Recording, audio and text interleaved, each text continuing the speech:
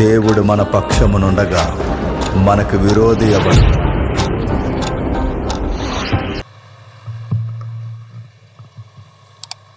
స్థానిక దైవజనులకి, పెద్దలకు, వేదిక మీద ఉన్న సేవకులకు, ఈ పరిసర ప్రాంతాల్లో సేవను జరిగిస్తున్న ప్రతి దైవజనునికి, సంఘం కొరకు ప్రత్యక్షంగా పరోక్షంగా కష్టపడుతున్న ప్రతి ఒక్క వ్యక్తికి, వాక్యం వేయడానికి వచ్చిన మీ అందరికీ క్రీస్తు నామాన శుభాలు. ఆ జనరేటర్ ఏం సౌండ్ తగ్గే అవకాశం ఉందండి? ఏం లేదా? లాస్ట్ టైం కూడా అదే జనరేటర్ పెట్టారు అనుకుంటా, నాకు బాగా గుర్తుంది. అన్నీ బాగానే సెట్ చేస్తున్నాయి కానీ అదొకటే బాగా సెట్ చేయలేకపోతున్నారు.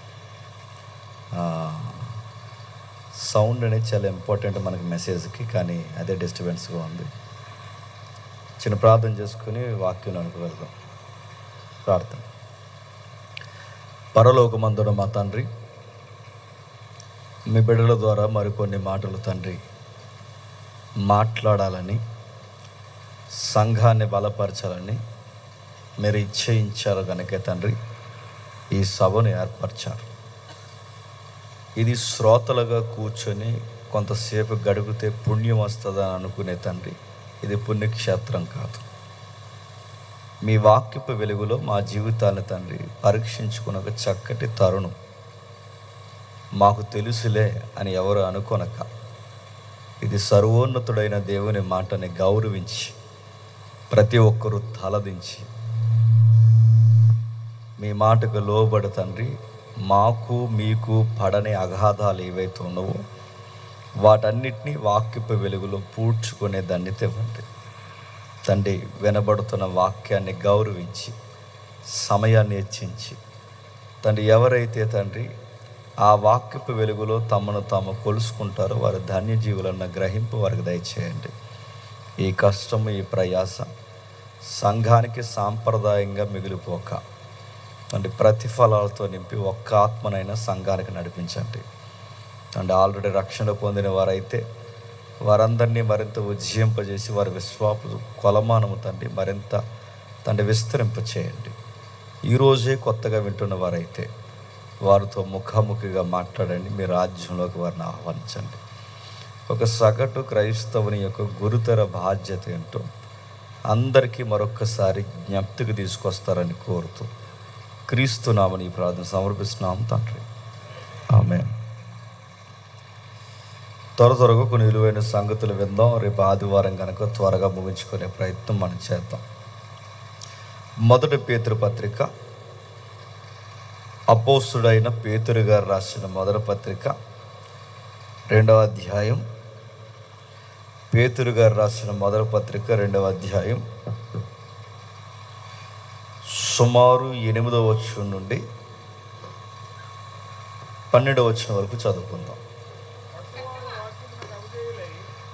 కట్టువారు వాక్యమునకు అవిధేయులై త్రొట్టెలుచున్నారు, దానికే వారు నియమింపబడ్డారు. మీరు చీకటిలో నుండి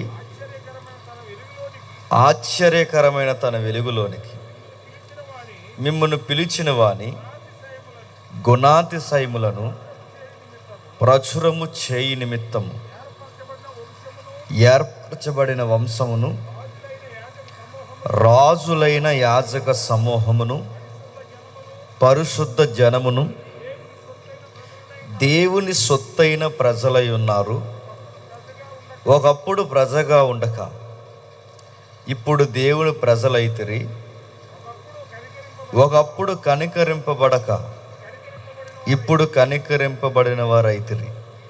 ప్రియులారా, మీరు పరదేశులను యాత్రికులై ఉన్నారు గనక ఆత్మకు విరోధముగా పోరాడు శరీరాశలను విసర్జించి అన్యజనులను మిమ్మును ఏ విషయములో దుర్మార్గులను దూషింతురో ఆ విషయములో వారు మీ సత్క్రియలను చూచి వాటిని బట్టి దర్శన దినమున దేవుని మహిమపరిచినట్లు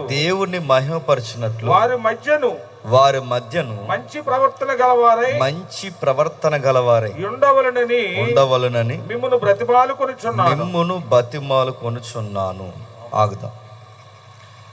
అందరి దగ్గర బైబిల్ ఉందా? ఎవరి దగ్గర బైబిల్ లేకపోయినా సిగ్గు లేకుండా పక్కవారు బైబిల్ చూడండి. బైబిల్ లేకుండా క్రైస్తవ సభలకు రాకూడదు. అది దేవుని ఎదుట సరి అయిన ప్రవర్తన కాదు. రెండవది, ఒక గంట ఇక్కడ కూర్చుని వెళ్ళిపోతే పుణ్యం వస్తుందని ఎవరన్నా అనుకుంటే ఇప్పుడు వెళ్ళిపోండి. పుణ్యం రావడానికి ఇక్కడికి రాకూడదు. దేవుడు మనతో ముఖాముఖిగా మాట్లాడే సమయం ఇది. బయటోళ్ళకి ఆ ఫిలాసఫీలు ఉంటాయి, ఈ గంట పలానా ప్లేస్లో గడిపితే మంచి జరుగుతుందని. కానీ ఇక్కడ గడిపితే మంచి జరగదు. విన్న వాక్యాన్ని అర్థం చేసుకుని దాని ప్రకారం బతుకుతానని మాటిస్తే నీ మార్గాలు సరళం చేస్తాడు, అప్పుడు మంచి జరుగుతుంది. కాబట్టి వాక్యమే ఫైనల్ అథారిటీ, దాన్ని గౌరవించండి.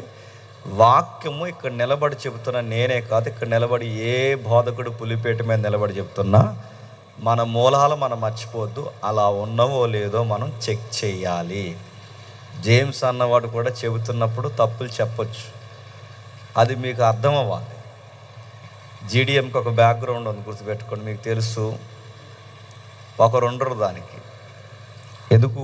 అదొక టీం వర్క్. దాని మూలాలు చాలా హెల్దీగా ఉంటాయి. ఎవరు ఎలా చేతుల్లో సంఘం పెట్టుకోవడానికి వీలు లేకుండా చక్కగా డిజైన్ చేయబడిన మూలాలు జీడిఎం. అంటే ప్రతి ఒక్కరూ వాక్యం చెప్తున్నప్పుడు ఎవరు ఏమాత్రం తేడా చెప్పినా కార్నర్లో కూర్చోబెట్టాలన్నమాట. అది పెద్దల యొక్క ఉద్దేశాలతో ఫామ్ అయిన సంఘం జీడిఎం. కాబట్టి అలాంటి సంఘపు పునాదుల మీద మీరు కట్టబడ్డారు కనుక ఏదో చెబితే 4 మాటలు వినిపోదామని మాత్రం అనుకోకండి. మీకు అర్థమయ్యేలాగా నేను చెప్పే ప్రయత్నం చేస్తాను. ఏదో చదివాం, ఏదన్నా ఒక వాక్యాన్ని మనం చదివినప్పుడు ఆ వాక్యానికి బ్యాక్గ్రౌండ్ ఉంటుంది. అంటే దాని వెనక ఒక చరిత్ర జరుగుతుంది, నేపథ్యం ఉంటుంది. ఆ నేపథ్యం అర్థమైతేనే మిగిలిన సంగతులు ఏం జరుగుతున్నాయో నీకు అర్థమవుతుంది. ఈ వాక్యం నీకు అర్థమైతేనే ఈ దేవుడు ఏంటో నీకు అర్థమవుతాడు. ఈ దేవుడు ఏంటో నీకు అర్థమైతేనే ఆ దేవునికి ఎలా ప్రార్థన చేయాలో నీకు తెలుస్తుంది. ఆ దేవునికి ఎలా ప్రార్థన చేయాలో నీకు తెలిస్తేనే నీకు కావలసిన రాయితీలు దేవుని దగ్గర నుంచి నువ్వు పొందగలవు. ఇదంతా నీకు తెలియాలంటే ఒక వాక్యం ద్వారా మాత్రమే దేవుడు నీతో మాట్లాడే ప్రయత్నం చేస్తున్నప్పుడు, ఆ వాక్యాన్ని కదిపినప్పుడు ప్రతి వాక్యం యొక్క తీరుతెన్నులు ఏంటో మనకు తెలియాలి. ఇప్పుడు పత్రిక, ఈ పేతురు పత్రిక అంతా ఇప్పుడు మనం వివరించుకోవడానికి సమయము కాదు, తగిన సమయము లేదు కనుక టూకీగా బ్రీఫ్గా ఒక లైన్ చెప్తాను, జాతకమండి. పేతురు పత్రికలో ఎలాంటి టైంలో రాశాడంటే, సంఘం చెదిరిపోయింది. ఏ సంఘం? ఆది సంఘం. అపోస్తుల ద్వారా నియమింపబడి పెంతెకొస్తు దినాన ప్రారంభమైందే ఆ సంఘం. ఆ సంఘం ఏమైందంటే చెదిరిపోయింది. ఎందుకు చెదిరిపోయింది? వీళ్ళని సరిగ్గా పేతురు గారి ప్రసంగం చేత అప్పుడు సంఘము యేసు ప్రభుతో నియమింపబడింది 12 మంది. ఆ 12 మంది కలిసి 120 మంది. ఈ 120 మందితో మేడగదిలో సంఘం కూడుకుంటుంటే ఆ తర్వాత పేతురు అనే ఒక వ్యక్తిని దేవుడు నిలబెట్టి సుమారు 20 లక్షల మంది పెంతెకొస్తు పండగకు వచ్చారు ఆయా దేశాల నుంచి. తెలుసు కదా, మీకు తెలిసినా తెలియకపోయినా తెలిసినట్టు చూడండి కొంచెం. రేపు ఆదివారం మనకి, ఓకేనా? చెప్పుకుంటూ వెళ్ళిపోతాను, అర్థమైనట్టే చూడండి. అలా చివరికి వెళ్ళేసరికి అన్నీ అర్థం అవుతాయి. సరే, ఆ పెంతెకొస్తు పండగకి, ఇదంతా అపోస్తలుల కార్యాలు ఉంటుంది 2వ అధ్యాయంలో. ఆ పెంతెకొస్తు పండగకి 20 లక్షల మంది, అంచనా ప్రకారం 20 లక్షల మంది వచ్చారు.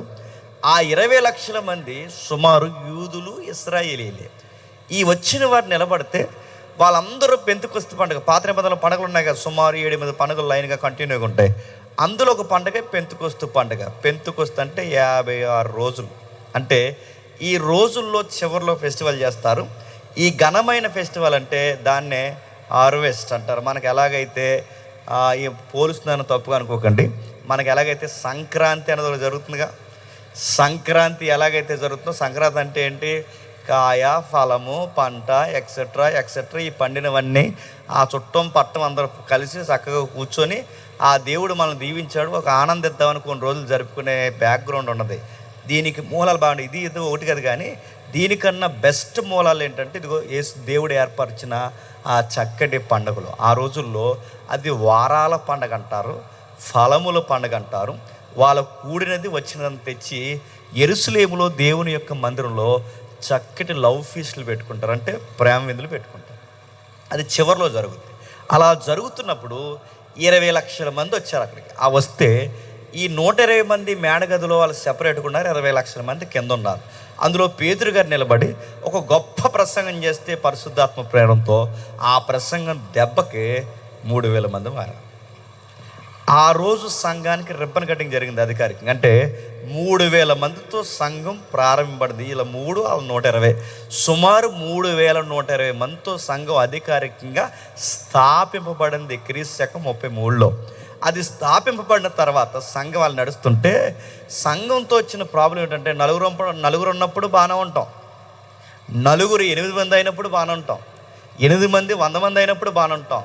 కానీ జనాభా పెరిగింది అనుకోండి, తెలుగులో సామెత ఉంది, మంద ఎక్కువైతేనట బాగా పలసన అయిపోయింది. మంద ఎక్కువైతే మజ్జిగ పలసన అన్నట్టు ఆ 3000 మంది వేల మంది పెరిగే కొలది 6వ అధ్యాయంకి వచ్చేసరికి గొడవలు పెట్టుకున్నారు. దేనికోసం గొడవలు పెట్టుకున్నారు? కొన్ని చెప్పుకోవడానికి బాగుంటే బాగుంది. దేనికోసం గొడవలు పెట్టుకున్నారంటే భోజనాల దగ్గర గొడవలు పెట్టుకున్నారు.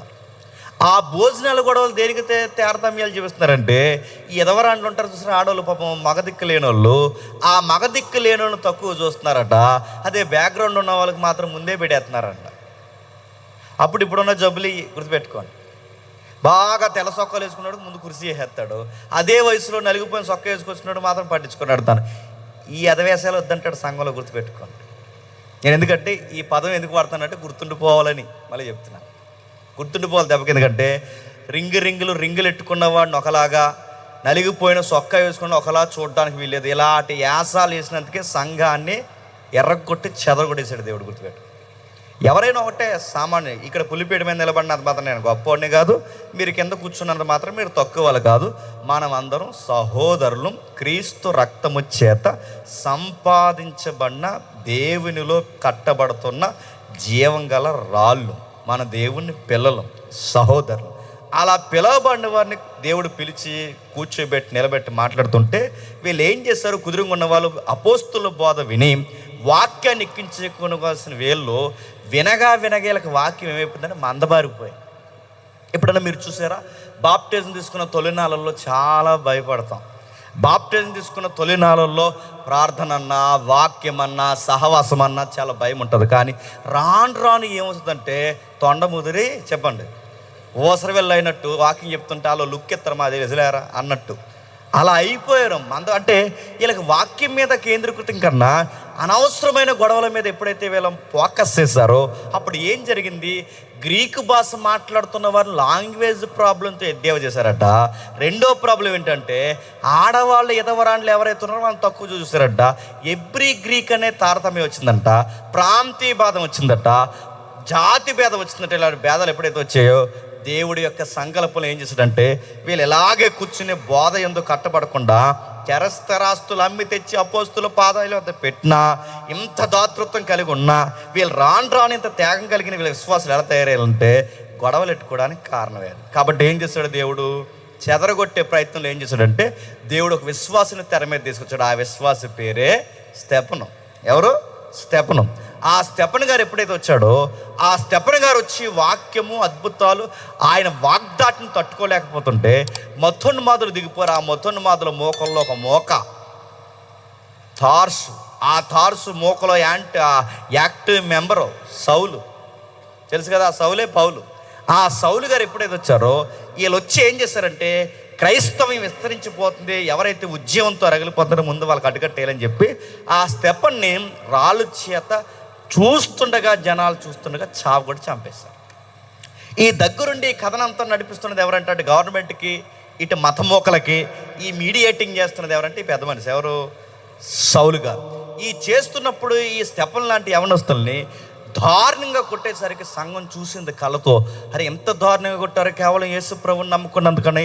ఆ సమాధి చేసి తిరిగి వచ్చే లోపు మళ్ళీ వారికి వినబడిన చెడ్డ వార్త ఏంటంటే ఆ సౌలు అనే ఆయన గుంపులుగా ఇళ్ళ మీద పడిపోతున్నాడని వార్త వచ్చింది. నా మాట మీకు అర్థమవుతున్నాయా?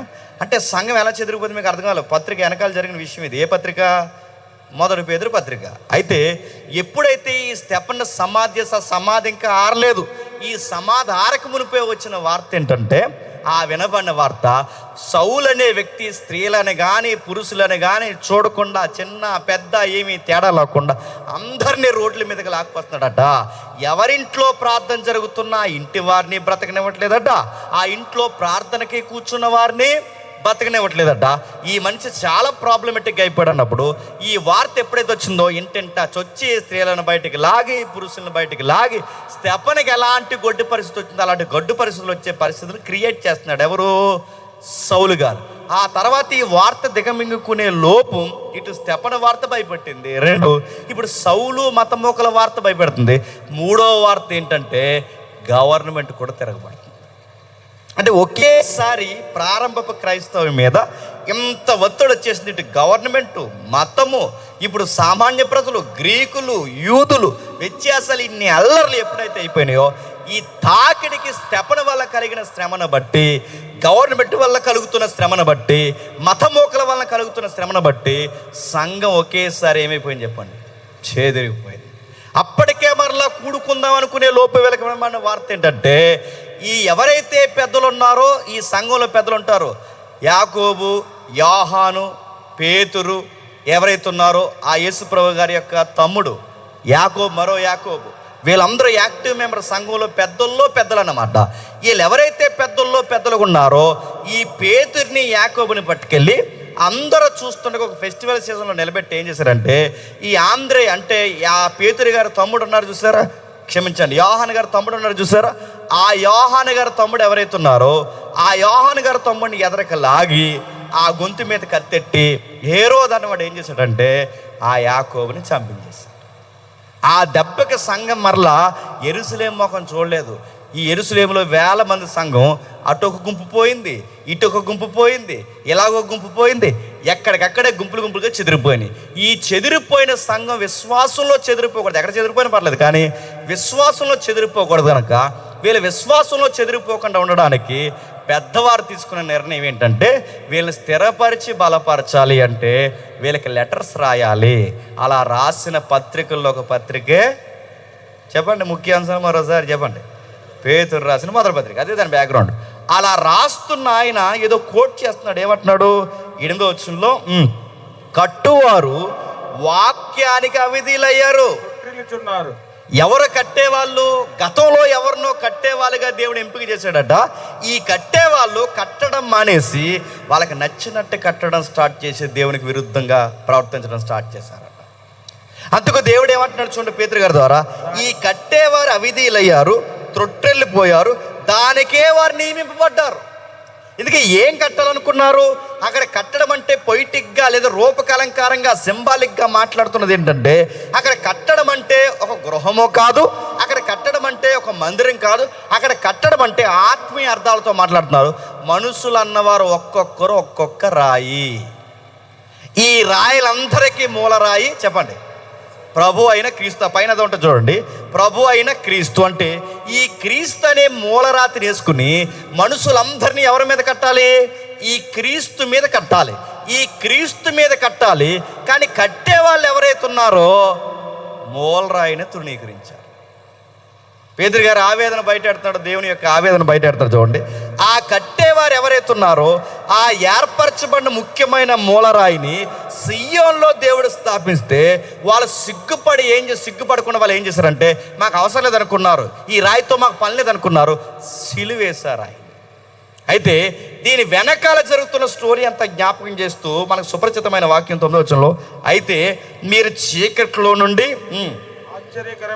ఆశ్చర్యకరమైన తన వెలుగులోనికి మిమ్మల్ని పిలిచిన వాని గుణాతిశయములను ప్రచురము చేయి నిమిత్తము ఏర్పరచబడిన వంశమును రాజులైన యాజక సమూహమును పరిశుద్ధ జనమును దేవుని సొత్తైన ప్రజలై ఉన్నారు. ఏం అర్థమైంది? ఏం అర్థం లేదని అర్థమైంది. ఆ పదాలు నడుతున్నాను, మనకే కాదు సీనియర్ స్పీకర్స్ కూడా ఆ పదాలు అర్థం కాక వాళ్ళు ఏమనుకున్నారంటే, మీరు చూడండి, మనం రాజులైన యాజక సమూహం అనగానే ఒక ఆయన అన్నాడంట, నా చుట్టూ 100 మంది బాడీగార్డులు ఉన్నాడు రా అన్నాడంట. మీకెందుకు సారు బాడీగార్డులు, మనం క్రీస్తు నమ్ముకున్న బిడ్డలం కదా, బతుకుతే బతుకుతాం పోతామంటే ఈయన గారు అన్నాడంట. ఈయన గారు అంటే ఈయన గారు చాలామంది ఏడ్చారులంటే, ఈయన గారు అన్నాడంట, ఏమన్నాడంటే, నేను దేవుని బిడ్డని, అదే నేను కింగ్ని, నా నా కింగ్డమ్ని కాపాడడానికి నాకు 100 మంది బాడీగార్డులు ఉన్నారు అన్నాడు. మనకు బాడీగార్డులు ఏంటండి? రాను సేవలు కొంతమంది ఎలా తయారవుతున్నారు చెప్పిన, ఎమ్మెల్యే గారికి వీళ్ళకి పెద్ద తేడా ఉంటలేదండి. నడుతుంది. ఆ బిల్డప్ ఎక్కడి నుంచి వచ్చింది? వీళ్ళ పైపచ్చి ఎలా చూపించే రిఫరెన్స్ ఏంటి చెప్పిన, ఇవి ఏవి? మనం రాజులైన చెప్పండి యాజక సమూహం. నడుతున్నాను. రాజు అనగానే ఒక ఆయన ఏం చేశాడంటే, ఇంక నేను పల్లెటూరులో సువార్త చేయను, చెప్పండి నేను రాజుని, నేను రాయల్ ప్రీస్ట్ని, నేను ఏం చేస్తానంటే నేను రేంజ్ రవర్ లాంటి నేను సిటీలోనే సేవ చేస్తాను అన్నాడట. సరే పోలుకు అంటే వీళ్ళకే ఈ వాక్యాలు అర్థం కావట్లేదంటే వీళ్ళని ఏమనాలి? అరే వీళ్ళే ఇలా ఉంటే మరి కింద వాళ్ళని ఏం తయారు చేస్తారు? మీకు అర్థమవుతుందా? అందుకే మీరు చూడండి, ఈ బాడీగార్డులు పెట్టుకుని వీళ్ళు ఎందుకు ఇలా తయారవుతారంటే వీళ్ళ యొక్క ఇది విధానాలు మీరు చూడండి.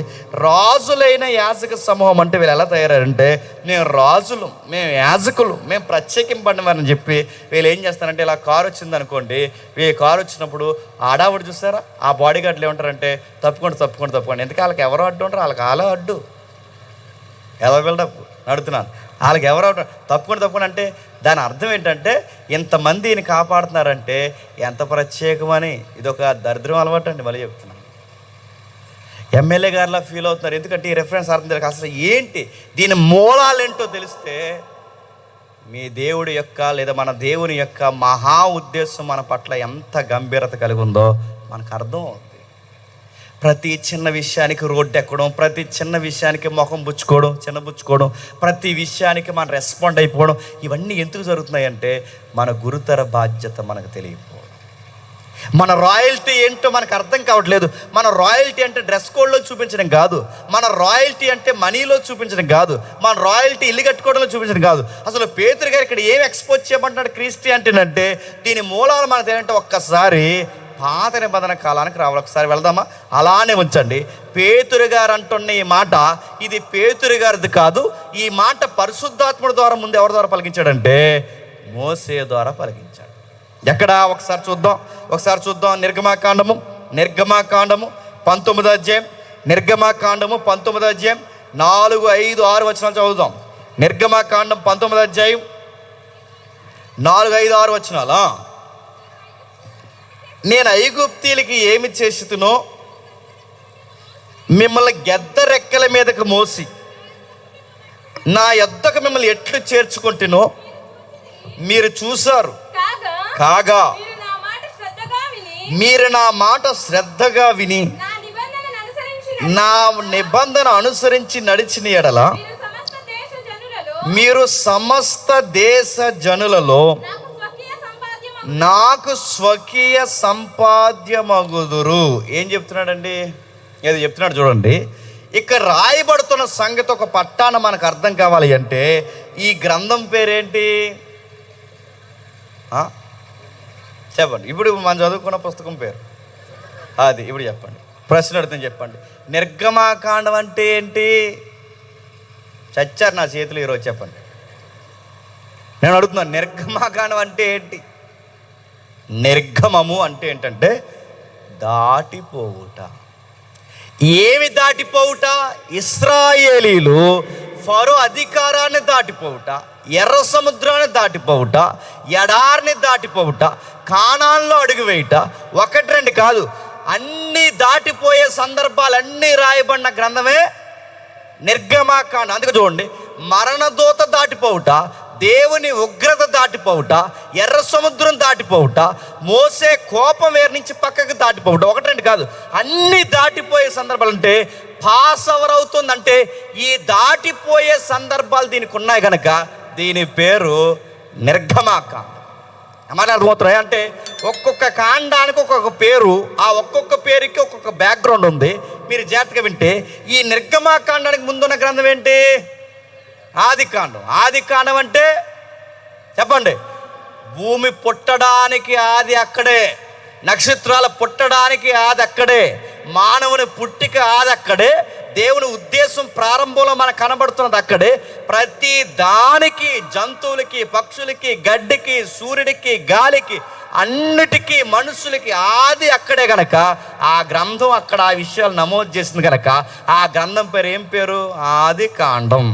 నిర్గమకాండం అంటే ఆ మనుషులు ఎప్పుడైతే ఉన్నారో ఆ నిలబడిన వారు అబ్రహాము సంతానంగా ఉన్నవారు, ఇస్సాకు సంతానంగా ఉన్నవారు, యాకోబు సంతానంగా ఉన్న వీళ్ళు చెరలోకి పోతే ఈ చెరలోకి పోయేవారిని దేవుడు బయటికి తీసుకురావడానికి ఒక కార్యాన్ని ఏర్పరిస్తే ఆ కార్యం పేరు నిర్గమకాండమైంది. రెండోది నిర్గమకాండం తర్వాత చెప్పండి లేవియాకాండం. లేవియాకాండం ఎందుకు వచ్చిందంటే మీరు జాతకు వినండి. ఎవరైతే ఉన్నారో బాగా వినాలి. ఆది కాండం, మీరు ఇది గుర్తుపెట్టుకుంటే బండగా మీకు అర్థమైపోతుంది బైబిల్ ఏంటో. రెండోది ఆది కాండంలో మనకి అబ్రహాముని దేవుడు పిలుచుకున్నాడు.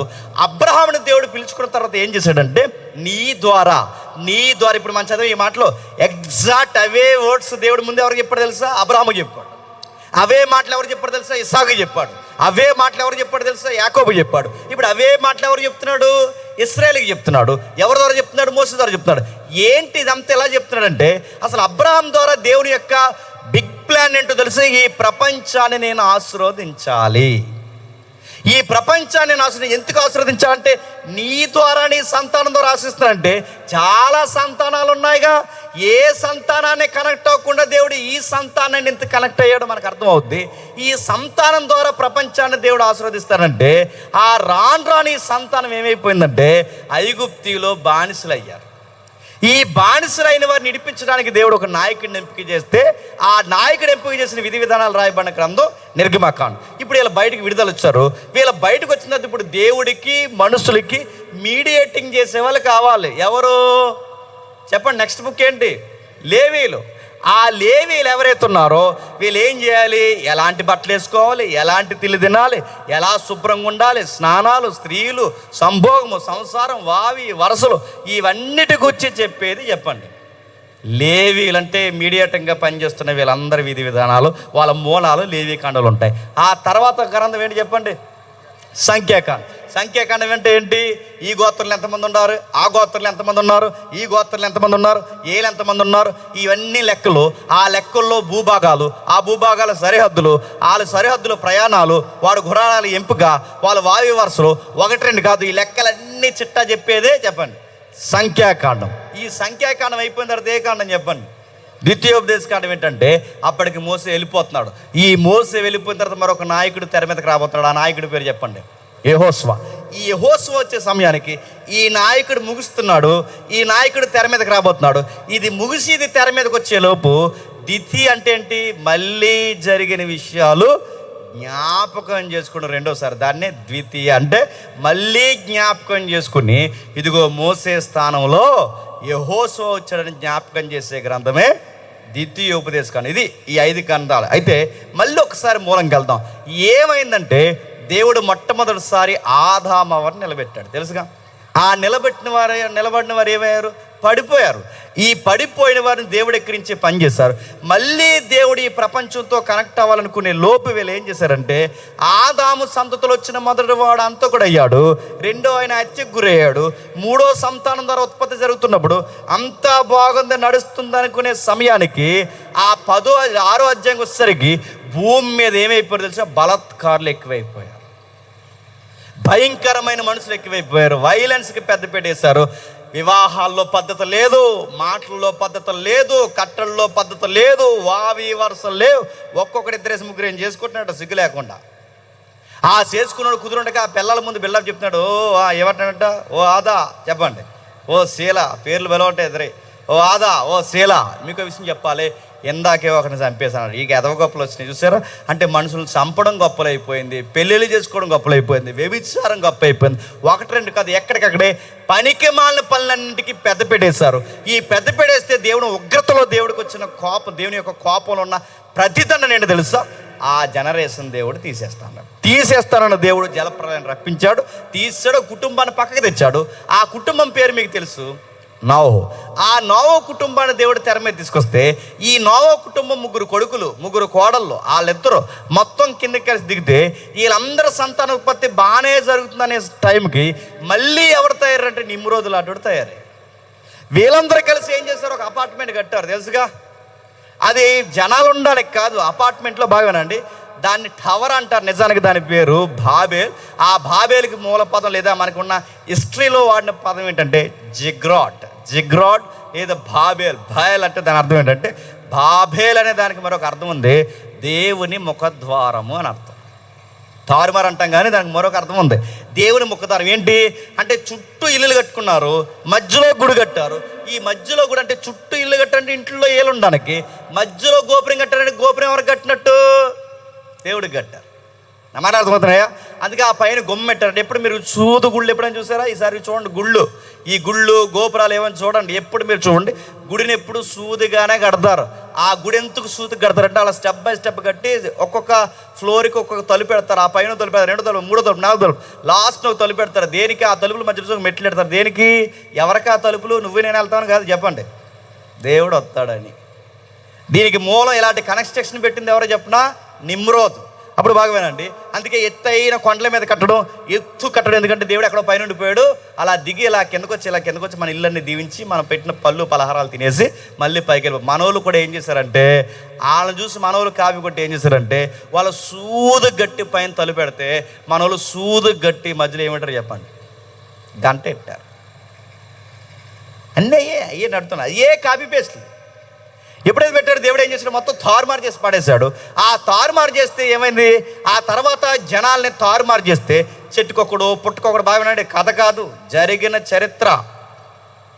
మన లెగసీ ఏంటో మనకు అర్థం కావాలంటే ఇవన్నీ మూలాలు తెలియాలి. క్రైస్తవం అంటే రండి వెళ్ళండి కాదు, క్రైస్తవ్యానికి బాధ్యత ఉంది. అది నేను చెప్తాను, కొంచెం జాగ్రత్తగా వినండి. ఏవైతే జరుగుతున్న విషయాలు ఉన్నావో, ఆ జలప్రలయంలో తర్వాత ఈ నోవహు సంతానం మాట వినకపోతే తారుమారైపోతే చెట్టుకొకరు పుట్టుకొకరు ఇలా సముద్రం ఒడ్డులో, నదీ ప్రాంతాల్లో, ఆరణ్యాల్లో, ఎడారుల్లో జనాలు చెదిరిపోయారు. ఈ చెదిరిపోయిన వారందరూ ఆయా దేశాలుగా ఏర్పడ్డారు. ఆయా దేశాలుగా ఏర్పడిన ఈ మనుషులకి, ఎంత చెదిరిపోయిన మనుషుల గుండెల్లో ఒక ఆశ ఉంటుంది. ఆశ ఏంటంటే, సృష్టికర్త నా గుండె ఎతుకుతుంది. కాన్షియస్కో బుద్ధి అని చెప్పిన, నాకన్నా సుపీరియర్ ఎవరెవరు ఉన్నారని ఎతుకుతుంది. అదే చూడండి, దేవుని నమ్మునోడు కూడా హార్ట్ ఏం కోరుకుంటే చెప్పిన, ఏదో ఒక దాన్ని సుపీరియారిటీ కోరుకుంటుంది. మీరు చూడండి, అంటే ఆ హృదయానికి ఉండే విధి విధానం ఏంటంటే, ఏదో దాన్ని సుపీరియారిటీ ఏదవుతుందో దాన్ని మొక్కాలి, దాన్ని వర్షిప్ చేయాలి, దాన్ని అభిమానించాలి. అందుకే చూడండి, చాలామంది ఈడి మనిషే, ఆ సినిమా యాక్టర్ మనిషే, ఆడు మనిషే, మనం మనిషే, కానీ నాన్న ఎందుకు అవమానిస్తున్నాం? మన గుండుకుండే జబ్బు ఏంటంటే, ఎవరినో ఒకరిని ఆరాధించకపోతే మన నిద్ర రాదు మనకి. నా మాటలు అర్థమవుతున్నాయా? అలాగే మనుషులను ఆరాధిస్తారు, అలాగే పొలిటీషియన్ ఆరాధిస్తారు, అలాగే చెట్టుకి పుట్టకి అన్నిటికీ ఆరాధిస్తారు. ఈ చెదిరిపోయిన వాళ్ళందరూ దేవుని ఎతుకులాట్లో పుట్టించిన దేవుడు ఎక్కడ ఎదుగుతున్న వీళ్ళకి ఒకటే అనిపించింది, ఇంకెక్కడ దేవుడు? ఈ నది వల్ల బతుకుతున్నాం కనుక ఈ నదే మనకి దేవుడు, ఈ సూర్యుడు వల్ల బతుకుతున్నానికి ఈ సూర్యుడే మనకి దేవుడు, ఈ యొక్క భూమి వల్ల బతుకుతానికి భూమే మనకి దేవుడు. నచ్చినోడు గొట్ట, చెట్టు, పొట్ట, ప్రతి కనబడిన ఆ రూపాలన్నిటినీ దేవుడు చేశారు. అందరూ దేవుడిని ఎదిగారు, కానీ దేవుడికి రూపం పెట్టారు. ఎప్పుడైతే దేవుడికి రూపం పెట్టారో, ఈ చెదిరిపోయిన ఈ దేశాల్లో ఉన్న ప్రజలందరూ ఎవరు ప్రజలు? ఆయన ప్రజలే.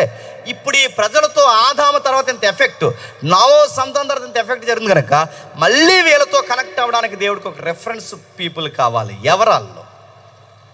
ఇశ్రాయేలీలు కావాలి. అది ఎక్కడి నుంచి చేస్తున్న ప్రణాళిక? అబ్రహాం దగ్గర నుంచి. మళ్ళీ ప్రపంచ ప్రజలతో మాట్లాడడానికి దేవుడు చేసిన కార్యం ఏంటంటే, 4వ వచనంలో, నేను ఐగుప్తీయులకి ఏమి చేసితునో మిమ్మల్ని గెద్దరెక్కల మీద మోపి నా యొద్దకు మిమ్మల్ని ఎట్లు చేర్చుకుంటున్నో మీరు చూసిదిరి. అసలు మిమ్మల్ని విడిపించడానికి ఒక పర్పస్ ఉంది, మిమ్మల్ని బయటికి రప్పించడానికి ఒక ముఖ్యమైన కారణం ఉంది. ఆ కారణం ఏంటంటే, మిమ్మల్ని గెద్దరెక్కల మీద ఎక్కించినట్టు తీసుకొచ్చాను. నేను త్వరగా ముగిస్తాను, జాతక వినండి. గెద్దరెక్కల మీద అంటే అసలు బాగా వినండి, చాలా సేఫ్టీగా ఫ్లైట్లో తీసుకొచ్చాను మిమ్మల్ని అంటే దాని అర్థం ఏంటంటే, నిజంగా గెద్దరెక్కల మీదకి ఎక్కించడానికి కాదు. దాని మూలం అర్థం ఏంటంటే, అసలు మీరు యుద్ధం కానీ, కత్తి కానీ, సుత్తి కానీ, ఆయుధం కానీ పట్టకుండా ఒక పంటగా చేసుకునే పాట పాడుకుంటే మీకు స్వతంత్రం వచ్చింది అన్నాడు వాళ్ళని. నేను అడుగుతున్నాను, ఏ దేశానికైనా స్వతంత్రాలు ఊరకే వచ్చాయా? మన ఇండియాలో అతివాదులు ఉన్నారు, చెప్పండి. మితవాదులు ఉన్నారు. వాళ్ళు ఎవరైనా అడగండి. అతివాదులు మితవాదులు అంటే, మితవాద అంటే ఎవరంటే గాంధీ తాత ఇలాంటి వాళ్ళు ఉన్నారు సార్, వాళ్ళు మితవాదులు. మితవాదులు అంటే పెద్ద గొడవలు పెట్టుకోరు, శాంతియుతంగా ఉప్పు సత్యాగ్రహం అది ఇది అని చెప్పి మా భూములు ఇచ్చేయండి, మాకు రైట్ ఉంది, దయచేసి మీతో మేము ఫైట్ చేయం, మీరు కనుక మా భూములు ఇవ్వకపోతే ఆమరణ నిరాహార దీక్ష చేసి మేము చచ్చిపోతాం, మా ప్రజలందరూ చచ్చిపోతే మీరు దేన్ని పరిపాలిస్తారని ఈ టైప్ అడిగే, ఈ మితంగా అడిగే వారిని ఏమంటారంటే మితవాదులు అంటారు. అతివాదులు అంటే ఏంటంటే సుభాష్ చంద్రబోస్ ఉన్నారు చూసారా, ఆయన ఏమంటాడంటే, చంద్రబోస్ లాంటి గారు ఏమన్నారంటే, దేశం మాది, చెప్పండి, భూమి మాది, కష్టం మాది, పన్ను మాది. ఇందులోకి ఎవరో మన అల్లూరి సీతారామరాజు వీళ్ళందరూ వస్తారన్నమాట. వీళ్ళందరూ అతివాదులు. ఇలా ఏమవుతారంటే దేశం మాది, పన్ను మాది, కష్టం మాది, మేము కష్టపడుతున్నప్పుడు మీకట్టి కట్టాలరా సిత్తని అడిగారు చూసారా, దాన్నే అతివాదుల విధానం. గమ్మత్తని చెప్పిన, అతివాదులు చనిపోయారు, చెప్పండి, మితవాదులు చనిపోయారు. వీళ్ళిద్దరు రక్తం కారితే కానీ దేశానికి స్వతంత్రం వచ్చిందో చెప్పండి. ఇద్దరు చనిపోయారు. ఈ పాయింట్ మీకు అర్థమైతే ఏ దేశం ఏగండి, ప్రతి దేశానికి రక్తపు మరకలు ఉన్నాయా లేదా? ప్రతి దేశానికి ఏదో ఒక దేశం కింద బానిసరకలు ఉన్నారు. వాళ్ళందరూ ఏమైనా మీకు తెలుసు, ఎవరొకరు ఫైట్ చేస్తే కానీ, ఎవరొకరు ప్రాణాలు పెడితే కానీ, ఈవెన్ అమెరికాలో నల్లోళ్ళు తెల్లోళ్ళని యుద్ధాలు జరిగితే కానీ ఈరోజు యూనిటీ వచ్చిందా వాళ్ళకి? ఎవరొకరు చనిపోతే కానీ, ఆ జూనియర్ మార్టిన్ లూథరన్ కింగ్ ఎవరైతే ఉన్నారో ఆయన చనిపోతే కానీ, మళ్ళీ అలాంటి వారు ఫైట్ చేస్తే కానీ, యుద్ధాలు చేస్తే కానీ వాళ్ళకి స్వతంత్రాలు వచ్చాయా? మీకేమర్థమవుతుంది చెప్పండి. ఏ దేశం వెళ్ళినా ఎంతో కొంత నత్తెరు వణికితే కానీ దేశానికి స్వతంత్రం రాలేదు. ఈ పాయింట్ మీకు అర్థమైతే ఇప్పుడు నేను అడుగుతున్నాను, ప్రపంచంలో యుద్ధం చేయకుండా, చెమట పట్టకుండా, కత్తి పట్టుకోకుండా ఐగుప్తి నుంచి పాట పాడుకుంటే స్వతంత్రం వచ్చేసిన జాతి ఎవరో తెలుసా? ఇది హిస్టరీ, గుర్తుపెట్టుకోండి. అసలు వాళ్ళకి కత్తే పట్టలేదు, యుద్ధమే చేయలేదు, ఒకే ఒక్క పండగ చేసుకున్నారు, పస్కా పాటలు పాడుకున్నారు. అది పస్కా పండుగ, పాట పేరు పస్కా పాట. ఒక పండగ చేసుకుని పాట పాడుకుంటే అలా సేఫ్టీగా నడుచుకుంటూ వస్తారండి, అంతే. ఎవరైతే పరిపాలిస్తున్నారో వాళ్ళు అన్నారట, ఏమి అలా వెళ్తున్నావు వెళ్ళారా, నీ మెడ బోడిగా ఉంది, ఈ నకిలీ సెట్గా అన్నారట. ఎవరు? వాళ్ళే. ఇది గాజులు వేసుకున్నారు. నడుతున్నాను. అసలు ఎనిమీస్ బాగానండి. బ్రిటిష్ వాళ్ళు వెళ్ళేటప్పుడు మన సంపద మనకి ఇచ్చేసి వెళ్ళిపోయారా, పట్టుకెళ్ళిపోయారా? కానీ గమ్మత్తు చెప్పిన, ఐగుప్తిలో బానిసలు కూడా వీళ్ళు బయటకు వస్తుంటే వాళ్ళ సంపద ఎవరు తెస్తున్నారు చెప్పండి. అందుకే దేవుడు ఏమంటున్నాడంటే, కత్తి పట్టకుండా, చెమట పట్టకుండా, బట్ట మాయకుండా, అరికాలు నలగకుండా, చెప్పులు అరగకుండా, గెద్దరెక్కలు అంటే ఫ్లైట్లో వచ్చినోడికి చెమట లేకుండా ఎలా వస్తాడో, గెద్దరెక్కల మీద మీకు అలుపు సలుపు లేకుండా మిమ్మల్ని తీసుకొచ్చాను. ఎందుకు మిమ్మల్ని నేను తీసుకొచ్చానంటే కారణం ఉంది, మర్చిపోవద్దు. నేను ఎందుకు ఈ మాటలు చెప్తున్నాను? కారణం ఉంది. ఏ కారణం ఉంది అంటున్నాడు? కాగా మాట మర్చిపోకండి. కాగా మీరు నా మాట వినాలని తీసుకువచ్చాను. నా మాట వినడమే కాదు, నా నిబంధన అనుసరించి నడవాలని నేను తీసుకొచ్చాను. అంటే మీరు ఒకటి నా మాట వినడానికి తీసుకొచ్చాను, రెండోది నా కట్టడ అంటే నా బైబుల్ మీరు పాటించాలని తీసుకొచ్చాను. తీసుకొచ్చి మీరు ఏం చేయాలంటే, సమస్త దేశ జనుల్లో మీరు నాకు స్వకీయ సంపాద్య దేశంగా ఉన్నారని ప్రపంచ దేశాలకి కనబడాలి. మళ్ళీ అర్థమవుతున్నాయా? ప్రపంచ దేశాలకు కనబడాలి. ఎందుకంటే సమస్త భూమి నాదే కదా, మీరు నాకు యాజక రూపకమైన రాజ్యముగాను పరిశుద్ధమైన జనముగాను ఉందురని చెబుతూ కాదు. ఎవరు చెప్పండి? ఇశ్రాయేలీయులైన మీరే.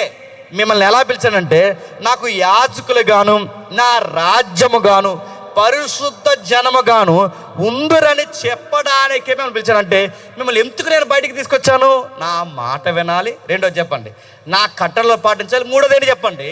ఈ నా మాట వింటూ నా కట్టడలు పాటిస్తున్నప్పుడు, మీ యొక్క విధి విధానాలు చూస్తున్నప్పుడు ప్రపంచ దేశాలు ఆశ్చర్యపోవాలి. ఎలా ఆశ్చర్యపోవాలంటే, అరే మీ గుడారాల్లోకి ఏ తెగులు రాదు, అసలు మీ పిండి పుసుకు తొట్టులో పిండే తరగదు, నీ బుడ్డులో నూనె తరగదు, అసలు మీరు పంట పండితే అభివృద్ధి వస్తుంది, అసలు మీరు ఏ పని చేసినా అధిక అభివృద్ధులు వస్తాయి, అసలు మీరు ద్రాక్ష తోట పండిస్తేనే ఒక గెలెద్దరు మోస్తున్నారు, ఇంత సమృద్ధి పంట, నీరు, వర్షము, భూమి, రాళ్ళ మధ్య రతనాలు మీరు ఎలా పండించేస్తున్నారని ప్రపంచ దేశాలు మిమ్మల్ని అడుగుతాయి. అలా అడిగినప్పుడు మీరు ఏం చేయాలి?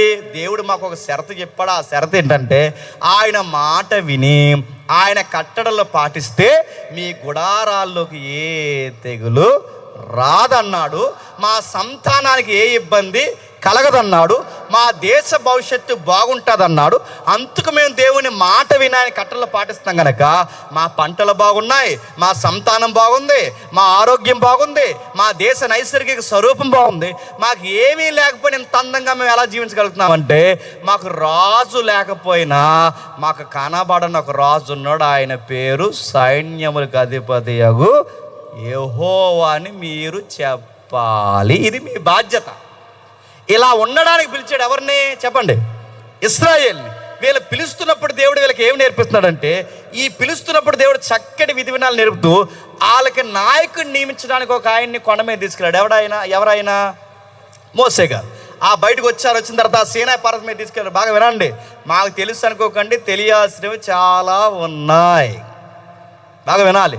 ఆ మోసే గారి సీనాయి పర్వతం మీద తీసుకెళ్ళి ఆ పర్వతం మీద తీసుకెళ్ళిన తర్వాత ఏం జరుగుతుందట మీకు తెలుసు. ఆ తర్వాత 20 అధ్యాయం మీరు ఇంటికి వెళ్ళి చదవండి. ఆ 20 అధ్యాయం చదువుతూ భయం వేస్తుంది. ఏం జరుగుతుందా? 19 అధ్యాయం చదువుతుంటే ఒక నల్లటి దట్టమైన మేఘాలు వచ్చాయట, పేల పేల పేలమని మెరిసే మెరుపులు వచ్చాయట. ఆ దేవుని మహిమ ఆ పర్వతం మీద దిగుతుంటే పర్వతపు పునాదులు కంపించిపోయాయట, బండలు కదిలిపోయాయట, పర్వతం మీద గడ్డి మాడిపోయిందట. మోసేకి యెహోషువకి దేవుడు చెప్పాడు, పర్వతం అంచును కూడా ఎవరిని ముట్టుకోవద్దని చెప్పి ముట్టుకున్నారో ఏమవుతారట? నశించిపోతారు. కాబట్టి ఎవరిని రానివద్దు. బాగా వినాలి. మోసే నువ్వు ఇంకా పైకి రా, నువ్వు ఇంకా పైకి రానగానే నల్లటి మేఘాలు, దట్టమైన మేఘాలు, పేలమైన ఉరుములు, ఆ భయంకరమైన శబ్దాలు, బండలు బద్దలాసిపోతున్నాయి, సీనాయి పర్వతం దద్దరిల్లిపోతుంది. ఇంత భీకర వాతావరణంలో దుప్పడ కప్పుకుని పైకి నడుస్తూ భయం లేకుండా పోతున్న ఆ వ్యక్తి పేరేంటో తెలుసా? మోసే. ఇప్పుడు చెప్పండి, అంత నల్లటి మేఘాల మధ్య, అంత భయంకరమైన ఉరువుల మధ్య భయం లేకుండా పైకి ఎక్కుతున్నాడంటే గట్టుగుండే మోసేది. గుర్తుపెట్టుకోండి, నువ్వునేది 20 మోసన్స్ అయిపోను మనకి ఉందమా. వర్షం ఆకుండా కురితే తెల్లారి వరకు నిద్ర వస్తే ఒట్టు మనకి, గట్టిగా ఉరుములు ఉడితే తెల్ల నిద్రపోతే ఒట్టి మనకు నడుతున్నాను. మేఘాలు, చాలామంది మగాళ్ళు ఎలా ఉంటారు చెప్పినా, ఈడు 2-3 ఫ్లోర్లు బిల్డింగ్ కట్టాడట, ఆ 2nd ఫ్లోర్లో ఒక రాత్రి ఈడు వెళ్ళంట. మరి ఎందుకు కట్టావు? నువ్వు కట్టుకున్న బిల్డింగ్ మీద రాత్రి నువ్వు వెళ్ళకపోతే నీకు ఈ చీకటికే భయం అయితే అక్కడ లైట్ ఉందా? నడుతున్న పొదలు, గొట్టలు, రాళ్ళు, భయంకరమైన చీకటి, మెరుపులు, అగ్నిగంధకాలు, ఇలాంటి వాటిలోకి ఆ మనిషి అడిగడుతుందంటే మోసే గుండె ఎలాంటిదండి? చాలా ధైర్యవంతుడు అనమాట. అలాంటి ఆయన వెళ్ళాడు. పేలమని ఉరుములు వస్తున్నాయి, భయంకరమైన శబ్దం వస్తుంది. ఆ ఉరుముల, మెరుపుల, భీకరమైన మేఘాల మధ్య నుంచి దేవుడు మోసేతో మాట్లాడుతున్నాడంట. ఏం మాట్లాడాడంటే చాలా సీరియస్ విషయాలు మాట్లాడాడు. ఆ మాట్లాడిన దేవుడు అన్నాడట, ఈ ఆజ్ఞలు రికార్డ్ చేయన్నాడట. ఏం ఆజ్ఞలు రికార్డ్ చేయాలి ప్రభు అంటే అందులో 10 కమాండ్స్ అన్నాడు. ఏంటి? 10 ఆజ్ఞలు. ఈ 10 ఆజ్ఞలు రాతి పలకల మీద చెక్కిస్తున్నాను, జాగ్రత్త మోసే, ఇవి నీ సమాజానికి, నా సమాజానికి చెప్పాలి. ఆ 10 ఆజ్ఞలు ఏంటంటే అబద్ధం ఆడొద్దు, దొంగిలించొద్దు, వ్యభిచారం చేయొద్దు, విశ్రాంతి దినం పాటించాలి, తల్లిదండ్రుల్ని గౌరవించాలి, పొరుగు వాడిది ఏది ఆశించు. ఇలా లెక్కట్టుకుంటూ వెళితే 10 ఆజ్ఞలు. బాగా వినండి. ఇలాంటి 10 ఆజ్ఞలు ఇవ్వడానికి ఎక్కడి నుంచి వచ్చాడు దేవుడు? పరలోకం నుంచి భూలోకంలో ఉన్న, బాగా విన్నాడు, పరలోకం నుంచి భూలోకంలో ఉన్న సీనాయి పర్వతం అనే ఆ పర్వతం మీదకి దేవుని మహిమ దిగొచ్చిందంట. దేవుని మహిమ అంటే ఏంటి, దేవుడు అంటే ఏంటి, అది మళ్ళీ వేరే సబ్జెక్ట్, థియలాజికల్గా పక్కన పెట్టండి. అయితే ఆ దేవుడి మహిమ దిగొచ్చి మాట్లాడుతుందంట. ఆ మాట్లాడుతున్నప్పుడు దేవుడి యొక్క గంభీర, దేవుని మహిమ అంటే దేవుడు రావడమే, గుర్తుపెట్టుకోండి. ఆ దేవుని మహిమ, దేవుని రిప్రజెంట్ ఎవరైతే ఉన్నారో ఆ వచ్చిన మహిమ మాట్లాడుతుంటే, దేవుడు మాట్లాడుతుంటే సుమారు 10 ఆజ్ఞలు మాట్లాడతారు. బాగా వినండి. ఏం మాట్లాడు దేవుడు అక్కడి నుంచి ఇక్కడికి వచ్చి మాట్లాడుతున్నారంటే అసలు ఎలాంటి విషయాలు మాట్లాడాలండి? మీకు అర్థం కావాలంటే ఉదాహరణ చెప్తానండి. ఇప్పుడు నేను రాజమండ్రి నుంచి వచ్చాను. ఎప్పుడు ఇక్కడికి వచ్చినా ట్రాఫిక్ జామ్ అవుద్ది ఏటో మరి. ఆ గన్నవరంలో ఆడు బిజ్జి పోయింది, మళ్ళీ ఇటు నేను తిరిగే అంత వ్యవహారం అంతా వేరుగా అంతకు ముందు మన ట్రాఫిక్ జామ్. సరే, ఏదేమైనా కానీ రాజమండ్రి నుంచి వచ్చినాక సింపుల్గా వచ్చాం, ఎలా వచ్చాం, నా సూనే ఒప్పుకొని ఎక్కేసాం. అదే నేను అమెరికా నుంచి వచ్చాను కానీ ఎలా ఉంటుందండి? మామూలు ఆడవాడు ఉండదు. ఎలా ఉంటుంది చెప్పండి? అమెరికా నుంచి వస్తున్నాను అనుకో, డైరెక్ట్ ఫ్లైట్ హైదరాబాద్ నుంచి డైరెక్ట్ తర్వాత ఫ్లైట్ రాజమండ్రి నుంచి నాకు 2-3 కార్లు పంపిస్తారు. వద్దంటే పంపిస్తారు ఇక్కడి నుంచి, ఎందుకంటే కోనసీమలో రూపాయలు పడిపోయింది కదా, మరి పంపిస్తారు. ఆ పంపిస్తే 2-3 కార్లు వస్తాయి. అక్కడలో పెద్ద కారు, ఒక నల్ల కారు, పొడవుకున్న కారు నాకు పెడతారు. నేను దిగుతాను. ఆ దిగుతున్నప్పుడు అక్కడ డోర్ ఓపెన్ చేస్తాను. నేను డోర్ ఓపెన్ చేసుకోను. ఎందుకు? అమెరికా నుంచి వస్తున్నాను కదా, మరి నేను డోర్ ఓపెన్ చేయలేదు. నా డోర్ ఓపెన్ చేస్తారు. ఇంకా నా చేయి పడిపోయింది పక్షపాతం వచ్చి, అందుకే నేను ఓపెన్ చేయను. సరదా చెప్తున్నాను. ఆ తర్వాత డోర్ ఓపెన్ చేస్తారు. తర్వాత ఏమవుద్ది? నా బైబిల్ నేను మోయను. నాకు మోసేవాడు ఉంటాడు, మళ్ళీ ఒక ఏజెంట్, ఆడు మోస్తాడు. వాటర్ బాటిల్ కూడా నేను మోయను, చెప్పండి. నా వాటర్ బాటిల్ ఇంకోటి మోస్తాడు. నా కచ్చిప్ కూడా నేను మోయను, చెప్పండి, ఇంకోటి మోస్తాడు. నా షూ నేను ఇప్పుకోను, చెప్పండి, ఇప్పుతారు. నేను కూర్చునేటప్పుడు నేను తుడుచుకోను, ఇంకోటి తుడుస్తాడు. ఇంత వచ్చిన తర్వాత అయ్యగారు నాకు మైక్ ఇచ్చే ముందు ఏం చేస్తారు? నా కోసం ఒక తమ్ముడు మాటలు ఏమి చెప్తారు చెప్పరా? మామూలు ఆయన కాదు ఈయన, అమెరికాలో సెటిల్ అయిపోయాడు. ఇందాక అన్నీ ఎక్కువ పొడిగెత్తుంటే నా భయం వేసింది. నడుతాను, మామూలు వ్యక్తి కాదు, అలా కాదు ఇలా కాదు, అది ఇది అని చెప్పి ఆయన అలాగ తోపు, చెప్పండి, తురుము, అది ఇది అని చెప్తే ఇక్కడికి వస్తాడు. తీర వచ్చిన తర్వాత ఇప్పుడు మైక్ పెట్టుకుని అమెరికా నుంచి వచ్చి నేను సీరియస్గా ఒక మెసేజ్ చెప్తాను. ఆ మెసేజ్ ఏంటంటే అబద్ధం ఆడకండి, ఆమేన్ అనేసి వెళ్ళిపోయినప్పుడు మీరు ఏమంటారు చెప్పండి? ఈ మాత్రం దానికి ఈయన గారికి ఫ్లైటు, చెప్పండి, మళ్ళీ రాజమండ్రి ఫ్లైటు, అక్కడి నుంచి 2-3 కార్లు, ఈయనకి డోర్ తీయడం ఒకటి, మళ్ళీ వాటర్ బాటిల్ ఒకటి, ఈయన పట్టుకోడు. ఇది వచ్చిన తర్వాత ఈయన గారి ప్రసంగం ఏమి ఎరగదీశాడంటే ఏం చెప్పాడు చెప్పండి? అబద్ధం ఆడొద్దంటే మాది ఎల్దేట్ అన్నట్టు చూస్తారో చూడరు చెప్పండి.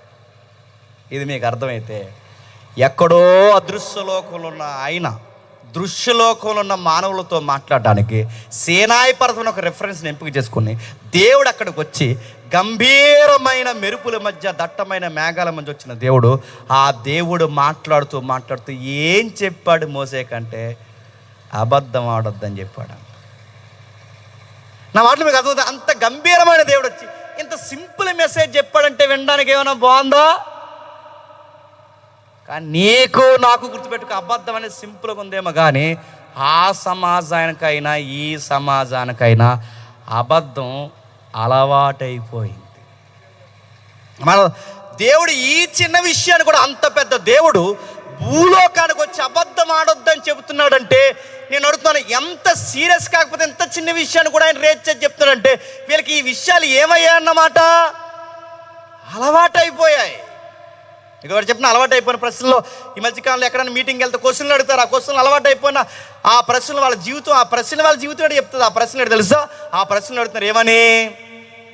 సినిమా చూడొచ్చా అని అడిగారంట. సినిమా చూడొచ్చా అని అడుగుతాడు. నీ బతికే అర్థమవుతుంది, నీ ప్రశ్నే అర్థమవుతుంది. నువ్వు సినిమా చూడొచ్చా అని అడుగుతున్నావు అంటే, నువ్వు సినిమా చూడొచ్చు అంటే అది చిన్నపిల్ల, సండే స్కూల్ పిల్ల చెప్తుంది ఏమని? మనం ఆళ్ళతో కూడిన ఆటపాటల జోలికి పోకూడదు, అపహాసకులు కూర్చొని చోట కూర్చోకూడదు, ఇలాంటివి చెడగొట్టే మనం సండే స్కూల్ పిల్లలు చెప్పే మాట నువ్వు ప్రశ్న అడుగుతున్నావంటే నీకు ఇది కూడా తెలియదు. నీ బతుకేమైపోయింది? అలవాటైపోయింది సినిమాకి. రెండవది, సందర్భాన్ని బట్టి అబద్ధం ఆడొచ్చని అడిగాడు. సందర్భాన్ని బట్టి అబద్ధం, సందర్భమైనా సందర్భం కాకపోయినా నువ్వు అవునంటే అవును, కాదంటే కాదు నడుతున్నాను. అబద్ధాలు ఆడితే ఊరుకుంటాడా? తీర్పులు చెప్తున్నాడు. పెదరాడు ఊరుకుంటాడేమో, ఈ ఊరుకోడు. పెదరాడి తీర్పులు తెలుసుగా చిన్నప్పుడు. అంటే మీరు సినిమా చూస్తారు, మీరు పరిశుద్ధులాగా నేను అపవిత్రులా నా ఎంగ చూడకండి. ఎప్పుడో చూసిన సినిమాలు ఏడ్చాం కదా. ఆ పెదరాడి తీర్పు మీకు తెలుసుగా. పెదరాడి తీర్పు ఏంటంటే ఆ తోటలోకి వెళ్ళి కొబ్బరికాయ తెస్తాడు. అది ఎప్పుడో చూసిన గుర్తు. అది తెస్తే ఏరా దొంగిలించావా అని అడిగాడట. అప్పుడు ఆడంటాడు, ఆ దొంగతనం చేశాడు. అవునండి దొంగలించి. ఎందుకు చేసావరా దొంగతనం అంటాడు. అన్నాడట, ఆకలేసిందయ్యా అన్నాడట. అనగానే పెదరాయుడు గారు అన్నారట, తప్పు లేదు, ఆకలికి తిన్నాడు కనుక 2 క్షమిస్తున్నాను, పోండ్రా అన్నాడట. కానీ గమ్మత్తడి చెప్పిన, బైబిల్ తీర్పులు ఎలా ఉంటాయంటే నీతి కొరకు ఆకలి దప్పులతో ఉండాలి తప్ప, చెప్పండి, ఆకలి కోసం నీతి తప్పి ఆ నీతి తప్పిన పనిని ఇది న్యాయం అని అంటే పెదరాడికి నీకు ఉప్మా అయిపోద్దని చెప్తాడు బైబిల్లో, గుర్తుపెట్టుకో. జరగదు. నీకు లోహక నీతి వేరు, చెప్పండి, బైబిల్లో ఉన్న దేవుని నీతి వేరు. అబద్ధం ఆడితే నువ్వు ఆడేస్తావు. ఆడొద్దంటే ఆడొద్దు, చెయ్యొద్దంటే చెయ్యొద్దు, చూడొద్దంటే చూడొద్దు. అరే చిన్న చిన్న విషయాలు కూడా 10 కమెంట్స్గా ఇచ్చాడంటే సొసైటీ ఎంత పాడైపోయింది. ఇవి కూడా దేవుడు చెప్పాల్సి వస్తుందంటే ఇవి కూడా చెప్పించుకునే స్థాయికి వచ్చారంటే ఎంత కల్ట్ మెల్ట్ అయిపోయింది సొసైటీ, చెప్పండి. అబద్ధాలు ఆడడం అలవాటు అయిపోయింది, నరహత్య చంపుకోవడం ఐగుప్తీయులు అలవాటు అయిపోయింది, వ్యభిచారం వాళ్ళకి లేగలేజ్ అయిపోయింది. అందుకే అవి కూడా తప్పు కదంటే తప్పు కాదని మాట్లాడుతున్నారు. అందుకే దేవుడు అన్నాడు ఈ 10 ఆజ్ఞలు పాటించాలి. ఈ 10 ఆజ్ఞలు ఐగుప్తీలో 430 సంవత్సరాలు మగ్గిపోయి వచ్చిన వీళ్ళ పాటిస్తూ, దీనికి పేనల్ సెక్షన్లు ఉంటాయి, అంటే వివరణ, మిగిలిన గ్రంథాలు, ప్రవక్తల గ్రంథాలు, ఇవేవైతున్నావో ఇవన్నీ నా ప్రజలుగా వీరు పాటిస్తే వీళ్ళందరినీ జనాలు చూస్తున్నప్పుడు ఒక విషయం అర్థమవుతుంది. వీళ్ళ గుప్పెలు నింపుతాను, వీళ్ళ వాక్యలు నింపుతాను, వీళ్ళ గుడారాలు నింపుతాను, వీళ్ళ యొక్క సంపద నింపుతాను, వీళ్ళ సంతానాన్ని నింపుతాను. అన్నింటిని నింపిన తర్వాత ఈ ధర్మశాస్త్రం ఒక ఆన్సర్ వీళ్ళకి అర్థం కావాలి. ఆ ఆన్సర్ ఏంటంటే, ఒకటి, ఆ బైబిల్ చదువుతున్నప్పుడు అబద్ధం ఆడొద్దు అన్నాడంటే ఎందుకు అబద్ధం ఆడొద్దు అంటున్నాడు? ఆ బైబిల్ ఇచ్చిన దేవుడు అబద్ధం ఆడ గనక. నీతి తప్పొద్దని అంటున్నాడంటే దాని అర్థం ఏంటి? ఆయనకి ప్రతినిధులుగా మనం ఉన్నాం గనక నీతి మాలిన పనులు మనం, చెప్పండి, చేయకూడదు. ఎందుకంటే మీరు నాకు రెఫరెన్స్ కాగా అంటే ఏంటి?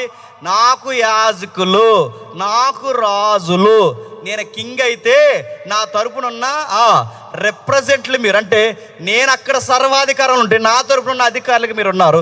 మీరు ఎలా ఉండాలి? నేను ఎలా ఉన్నానో గుణగణాలతో అవే గుణగణాలతో మీరు ఉండాలి. ఇది దేవుడు పిలుచుకున్న వైను. ఈ పిలిచి వీరు నిలబెడితే అందులో 2 మాటలు అర్థమవుతాయట. ఏంటంటే ఆ బైబిల్ లేదా పాత నిబంధన ధర్మశాస్త్రం కానీ బైబిల్ చదువుతుంటే స్పష్టంగా అర్థమయ్యేది ఏంటంటే 2 విషయాలు. ఒకటి, దేవుడేంటో అర్థమవుతాడు. 2, నీ పొరుగు నువ్వు ఎలా ప్రేమించాలి నీకు అర్థమవుతాడు. నా ఎలా అర్థమవుతాయి?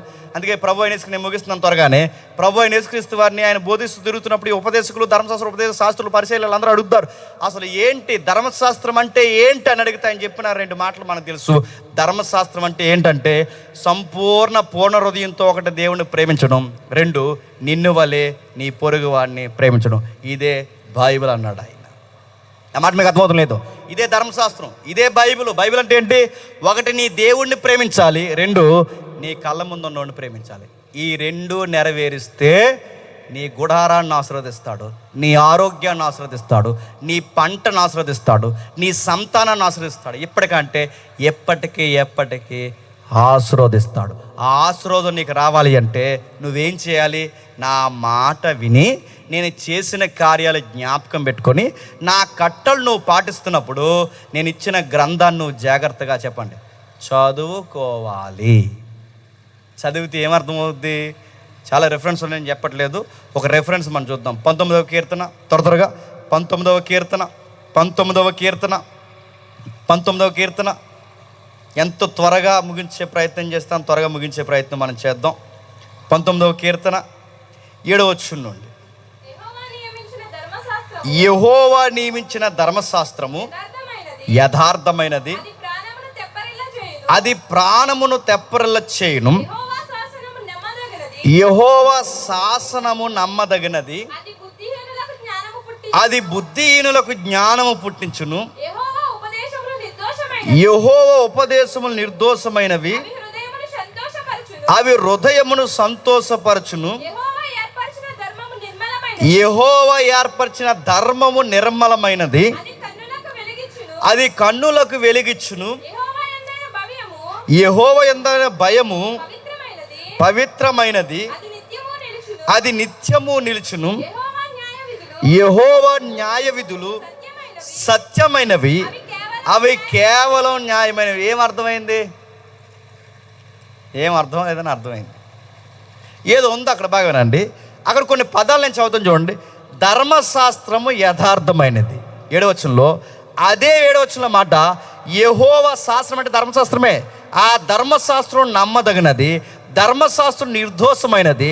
8వ వచనంలో ధర్మశాస్త్రం నిర్మలమైనది. 9వ వచనంలో ధర్మశాస్త్రం పవిత్రమైనది, నిత్యమైనది, సత్యమైనది, న్యాయమైనది. ఇప్పుడు చెప్పండి, ధర్మశాస్త్రం అంటే ఏంటి? బైబిల్,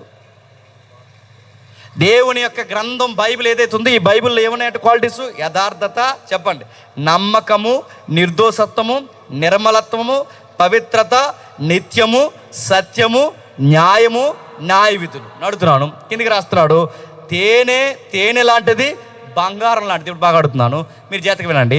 ఈ మాటలు మీకు అర్థమైతే ఈ గుణగణాలన్నీ చెబుతుంటే దేనికి ఉన్నాయంటే ఈ గుణగణాలన్నీ ఆయన రాయించిన బైబిల్కి ఉన్నాయండి. ధర్మశాస్త్రం అంటే పాత నిబంధన అనకండి, కొంచెంసేపు ఆ మాట మర్చిపోండి. నేను కావాలనే బైబిల్ అని యూనివర్సల్ వర్డ్ ఉపయోగిస్తున్నా. ఏదైతే మనకు కనబడుతుందో ఆ బైబిల్కి గుణగణాలు ఉన్నాయంట.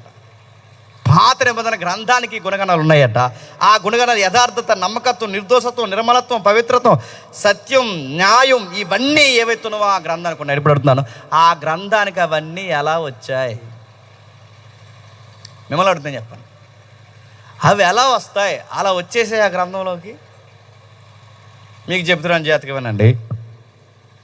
ఫోన్ ఉంది, 2x2 కొడితే ఎంత వస్తుందండి?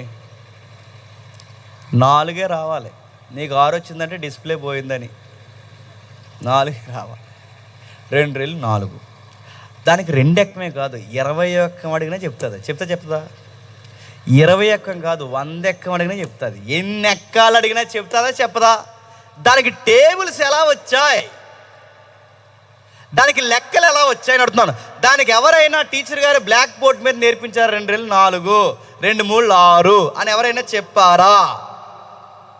ఆ ఫోన్కి ఆ లెక్కలు ఎలా వచ్చాయంటే దాన్ని తయారు చేసిన వాళ్ళు ఉన్న లెక్క. ఆ తయారు చేసిన వాళ్ళు ఉన్న లెక్క ఎందులో పెట్టాడు చెప్పండి? ఫోన్లో పెట్టాడు. ఎగ్జాంపుల్ మీకు అర్థమైతే, దాన్ని తయారు చేసిన వాళ్ళు ఉన్న లెక్కలు ఈ ఫోన్లో పెడితే మనం అడిగితే ఈ లెక్కలు ఎలాగైతే చెబుతుందో, ఈ మొక్క మీకు అర్థమైతే బైబిల్కి యథార్థత, నమ్మకత్వము, నిర్దోషత్వం, పవిత్రత ఇవన్నీ వస్తున్నాయంటే ఇందులోకి ఎలా వచ్చాయి? దీన్ని రాయించిన వాళ్ళు ఉన్నాయి గుణగణాలన్నీ, గుర్తుపెట్టుకోండి. అంటే ఈ క్యారెక్టర్ అంతా ఎవరిదన్నమాట? ఆయనది. ఆ క్యారెక్టర్ అంటే బైబిల్ చదువుతుంటే ఏమర్థం అవుద్ది, ధర్మశాస్త్రం చదువుతుంటే ఏమర్థమవుద్ది అంటే దేవుడు ఎంత ఉన్నతమైన వాడో అర్థమవుద్ది. ఆ ఉన్నతమైన దేవుడు ఎలాంటి వాడో మనకు అర్థమైతే, రెండోది మనకు అర్థం కావాల్సింది ఏంటంటే ఆయన నిర్దోషం కలిగిన వాడు, పవిత్రత కలిగిన వాడు, న్యాయం కలిగిన వాడు. అంటే బైబిల్లో గుణాలు ఉన్నాయంటే ఈ గుణాలన్నీ ఎవరివే? దేవుడు అన్నమాట. అంటే ఆ దేవుడికి ఆ గుణాలు ఉన్నాయి. ఇప్పుడు ప్రశ్న అర్థం చెప్పండి. దేవుడికి ఆ గుణాలు ఉంటే, ఇప్పుడు బాగా అడుగుతున్నాను, అవే రిఫరెన్స్ తిరిగే చదవండి. దేవుడు యథార్థవంతుడైతే మనం ఎవరని చెప్పండి. అసలు మనకి యథార్థత ఉంటుందా? యథ అంటే ఏంటి? యథ అని అడుగుతున్నాను. గుండెల్లో ఒకటే చెప్పండి, బయట ఒకటి. లోపల ఎలా ఉన్నామో బయట అలాగే ఉంటామా? ప్రైజ్లాడి చెప్తాం, త్వరగా పోతే బాగుని ఎదవా అనుకుంటాం లోపల. అది మన యథ. మన ఎదలో ఉన్న గాథలన్నీ బయటెడితే ఒక కాపర్ నిలబడతా, ఒక స్నేహం నిలబడతా, ఒక సంఘం నిలబడుతుందా? అందుకే మొన్న నాకు ఎగ్జాంపుల్ చెప్పని జాతకమేనండి. ఊర్లో అందరూ తిట్టుకుని ఒక మనిషి చచ్చిపోయాడట. ఆ చనిపోతే అలా ఆవిడ అక్కడే ఎడుతుంది. ఆ ఏడుస్తుంటే ఊళ్ళో అందరూ వచ్చి పొగుడుతున్నారట. ఏమని? అయ్యి ఎంత మంచోడు, చచ్చిపోయాడు, ఉంటే బాగుండు, బలెటోడు అని. చచ్చిపోయిన ప్రతి ఒక్కరిని పొగుడుతారు కదండి. ఆ పొగుడుతున్నప్పుడు ఆడు బతుకున్నప్పుడు అందరూ తిట్టారు, ఈ చచ్చిపోతుంటే వచ్చి పొగుడుతున్నారు. వాళ్ళ ఆవిడకి డౌట్ వచ్చి వాళ్ళ అబ్బాయిని పిలిచి అందంట, ఒరే చచ్చిపోయింది నాన్న కదా సార్ చూడు అన్నదంట. ఇది దాని అర్థం ఏంటి? వీళ్ళ పైకి ఎంత పొగుడుతున్నారు, నిజంగా నానే చచ్చిపోయాడా అని. నిజానికి వాళ్ళ గుండెల్లో ఉన్నది చెప్పిన బాగా పోయాడని. అమర్లవుతున్నాయి మనుషులు పైకి ఒకలాగా చెప్పండి లోపల, కానీ దేవుడు అలా కాదు. లోపల ఎలా ఉంటాడో చెప్పండి, బయట ఎలా ఉంటాడు. దేవుడు యథార్థపడు, దేవుడు నమ్మదగిన వాడు. మనము నమ్మకం అన్న దానికి అంత దూరాన్ని ఉంటాం మనం. దేవుడు నిర్దోషమైన వాడు, మనకి దోషభరితమైన పనులు మనం అన్నీ సంపాదించే దాంట్లో ఒక్క యథార్థత మనకు ఉంటుందా? ఒక్క నిర్దోషత్వం ఉంటుందని అడుగుతున్నాడు. కష్టపడే కష్టంలో అడ్డగోలుగా రావాలనుకుంటాం, రూపాయి దాస్తాం. ఈ నెత్తిమీ 10, ఆ నెత్తిమీ 10 ఎలాగైనా పోగేశారనుకుంటాను అడుగుతున్నాను. అరే నిర్దోషంగా యథార్థంగా సంపాదించాలని అనుకుంటామా? మనలో ఎక్కడ నీతి ఉండదు, యథార్థత ఉండదు, నమ్మకత్వం ఉండదు, నిర్మలమైన సాక్షి మనస్సాక్షి మనకు ఉండదు, పవిత్రత ఉండదు. మరో మాట, ఆయన నిత్యము ఉంటాడు. మనం ఎంతకాలం ఉంటాం చెప్పండి? గిర్రని 50 సంవత్సరాలు తిరిగంటే ఒక్కరు కనబడరు ఇక్కడ. మళ్ళీ చెప్తాను, ఈ రోజు నుంచి సరిగ్గా 50 సంవత్సరాలు తిరిగితే నేను ఉండను, మీరుండరు. మన గట్టికి తిప్పి కొడితే 50 సంవత్సరాలు తిరిగితే ఎవడో ఇక్కడ ఉండరు, ఆ చిన్నపిల్లలు తప్ప ఇంకెవ్వరు ఉండరు. దేవుడు నిత్యం ఉంటాడు. నిన్నున్నాడు, ఈరోజు ఉన్నాడు, రేపు ఉంటాడు. నిన్న నేడు నిరంతరం ఏకరీతిగా ఉంటాడు. మనము నిన్న ఉంటాం, ఈరోజు ఉంటాం, రేపు ఉంటావా అని అడుగుతున్నాడు. ఉంటాం, మనకు గ్యారంటీ లేదు, కానీ దేవుడు నిత్యము ఉంటాడు. మరలా చెప్తున్నాడు, దేవుడు సత్యమైన వాడు, దేవుడు న్యాయం, ఎవరికి అన్యాయం చేయడు. అసలు మనం సంపాదించే దాంట్లోనే అన్యాయం, కట్టుకునే ఇల్లు అన్యాయం, ఇంటి పన్ను అన్యాయం, నడుతున్నాం ప్రతి దాంట్లో అన్యాయం. ఎక్కడైనా మనకు గమనించండి, ఏదో కారణంలో ఎంతైనా అన్యాయం చేయవా? ఖచ్చితంగా చేస్తాం. కానీ బైబిల్ చదువుతుంటే ఏమర్థమవుతుంది చెప్పనా? ఈ బైబిల్ చదువుతుంటే ఒకటి, దేవుడు ఎలాంటి వాడో అర్థమవుతుంది. 2, చెప్పండి, నేను ఎలాంటి వాడిని అర్థమవుతుంది. దేవుడు ఎలాంటి వాడు అర్థమైనప్పుడు నేను ఎలాంటి వాడిని అర్థమయ్యేలా బైబిల్ చెప్తున్నప్పుడు దేవుడు అన్నాడు, నేను ఎలాంటి వాడినో మీకు అర్థమైనప్పుడు మీరు ఎలాంటి వారో మీకు అర్థం కావాలని దేవుడు ఏమి ఇచ్చాడట? ధర్మశాస్త్రం ఇచ్చాడంట. బైబిల్ ఎందుకు ఇచ్చాడనమాట చెప్పండి? బైబిల్ ఎందుకు ఇచ్చాడు? ఒకటి, దేవుడు ఎలాంటోడో అర్థం అవ్వాలి. చెప్పండి, మనం ఎలాంటోలో అర్థం అవ్వాలి. మనం ఎలాంటోలో అర్థం అవ్వాలి అంటే అబద్ధం ఆడకూడదు, కంట్రోల్లో ఉండాలి, నరహత్య చేయకూడదు, కోపాన్ని తగ్గించుకోవాలి, పొరుగోడు దాచించకూడదు, స్వనీతితో బతకూడదు. ఇవన్నీ మనం పెట్టాడు. ఎందుకంటే మనం ఏదైతే చేయకూడదు అనుకుంటామో ఖచ్చితంగా అవే చేస్తామని దేవుడు చెబుతున్నప్పుడు మనకే అర్థం అవ్వాలి. ఎలాగా చెప్తానేనండి, ఖచ్చితంగా ఈ ప్రసంగం విన్న తర్వాత లేదా పులిపేట మీద ఏదో ఒక దైవజనుల ప్రసంగం విన్న తర్వాత మన మైండ్ ఎలా ఉంటుంది చెప్పనా? ఇంక ఈరోజు నేను దేవుని కోసం బతికెళ్ళరా అనుకుంటాం అంతే. అక్కడ పోయాక మళ్ళీ సదా మీ సేవలని కలిసిపోం అనుకుంటాం అంతే. మళ్ళీ మావోలే, గంట తర్వాత మళ్ళీ ఏమైపోతుంది? మావోలే. ఇది ఎలా ఉంటుందంటే, చెయ్యాలి అనుకుంటాం కానీ చేయలేం, ఉండాలి అనుకుంటాం కానీ ఉండలేం, పాటించాలి అనుకుంటాం కానీ పాటించలేం. ఈ మొక్క నీకు నాకు అర్థం అవ్వాలని గ్రంథం ఇచ్చి అన్నాడట, నా మాట శ్రద్ధగా విని నా కట్టలు జాగ్రత్తగా గైకుంటే ఆ కట్టలు చదివి పాటిస్తున్నప్పుడు నేనేంటో మీకు అర్థమవుతాను. 2, మీరేంటో మీకు అర్థమవుతారు. నా మాట మీకు అర్థమవుతుంది. నేనేంటో మీకు అర్థం, మీరేంటో మీకు అర్థమవుతారు. ఇది ఎలా ఉంటుందంటే మీరు గమనించిన ఒక ఉదాహరణ చెప్తాను. డాక్టర్ గారు అన్నారంటే ఒక ఆయనకి షుగర్ వచ్చింది. ఎందుకంటే ఎలా పాల లేదు, ఇప్పుడు తినడానికి ఉందా? ఎలా పాలు లేదు, ఏం తినాలి అర్థం లేదు. పానీపూరీలు, పాచిపోయిన పూరీలు, ఆ పూరీలు ఈ పూరీలు తింటే నేను అర్థం ఏమొస్తాయండి? ఇవి వస్తాయి బంపర్ ఆఫర్లు. నిజానికి ఒకప్పుడు తిండికి తగ్గ పనికి తగ్గ తిండి ఉండేది, సెట్ అయిపోతుంది. అందుకే 80 సంవత్సరాలు 70 సంవత్సరాలు వచ్చిన షుగర్లో బీపీలు లేవు. మనకే తిండి ఎక్కువ, అందుకే ఆఫర్లు. కండ్ర అనుకుంటే గుణం ఏంటంటే, కండ్ర ఎదుగు ఇలా శరీరం ఇలా తాకేమనుకోండి, పై చర్మం కింద చర్మం తగులుకోవాలి. అలా తగులుకోవట్లేదంటే చెప్పండి, నీ శరీరం నీకు ఎలకంబోట్ వేసిందని అర్థం.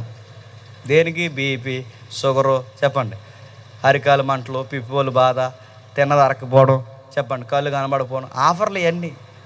లాస్ట్లో సైవాల్ డబ్బా ఇంట్లో. ఇవన్నీ వస్తాయి.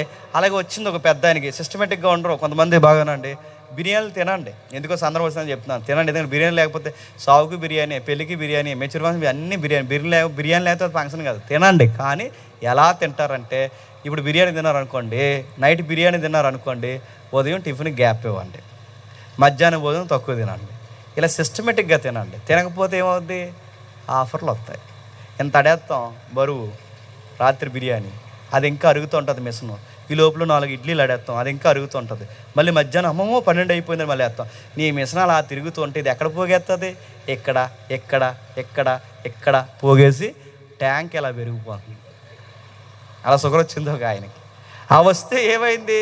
డాక్టర్ గారు చెప్పారు. ఏమని చెప్పారంటే, బాబు నువ్వు లడ్డూలు అవి తినకు, షుగర్ వచ్చింది, తిన్నావంటే త్వరలో పోతావంటే ఆయన అస్సలు అన్నాడట, సార్ నేను స్వీట్ అది తిను సార్, నాకు లడ్డూలు అవి పెద్ద ఇష్టం ఉండదు, నాకు స్వీట్ ఇష్టం ఉండదు అంటే, అప్పుడు ఆయన అన్నాడట, డాక్టర్ గారు నేను తినొద్దని చెప్తున్నాను కానీ అప్పటి వరకు తినడం అలవాట్లేని పెద్ద మనిషి అంట తినొద్దన్న దగ్గర నుంచి చెప్పండి తినేయాలనిపించిందంట.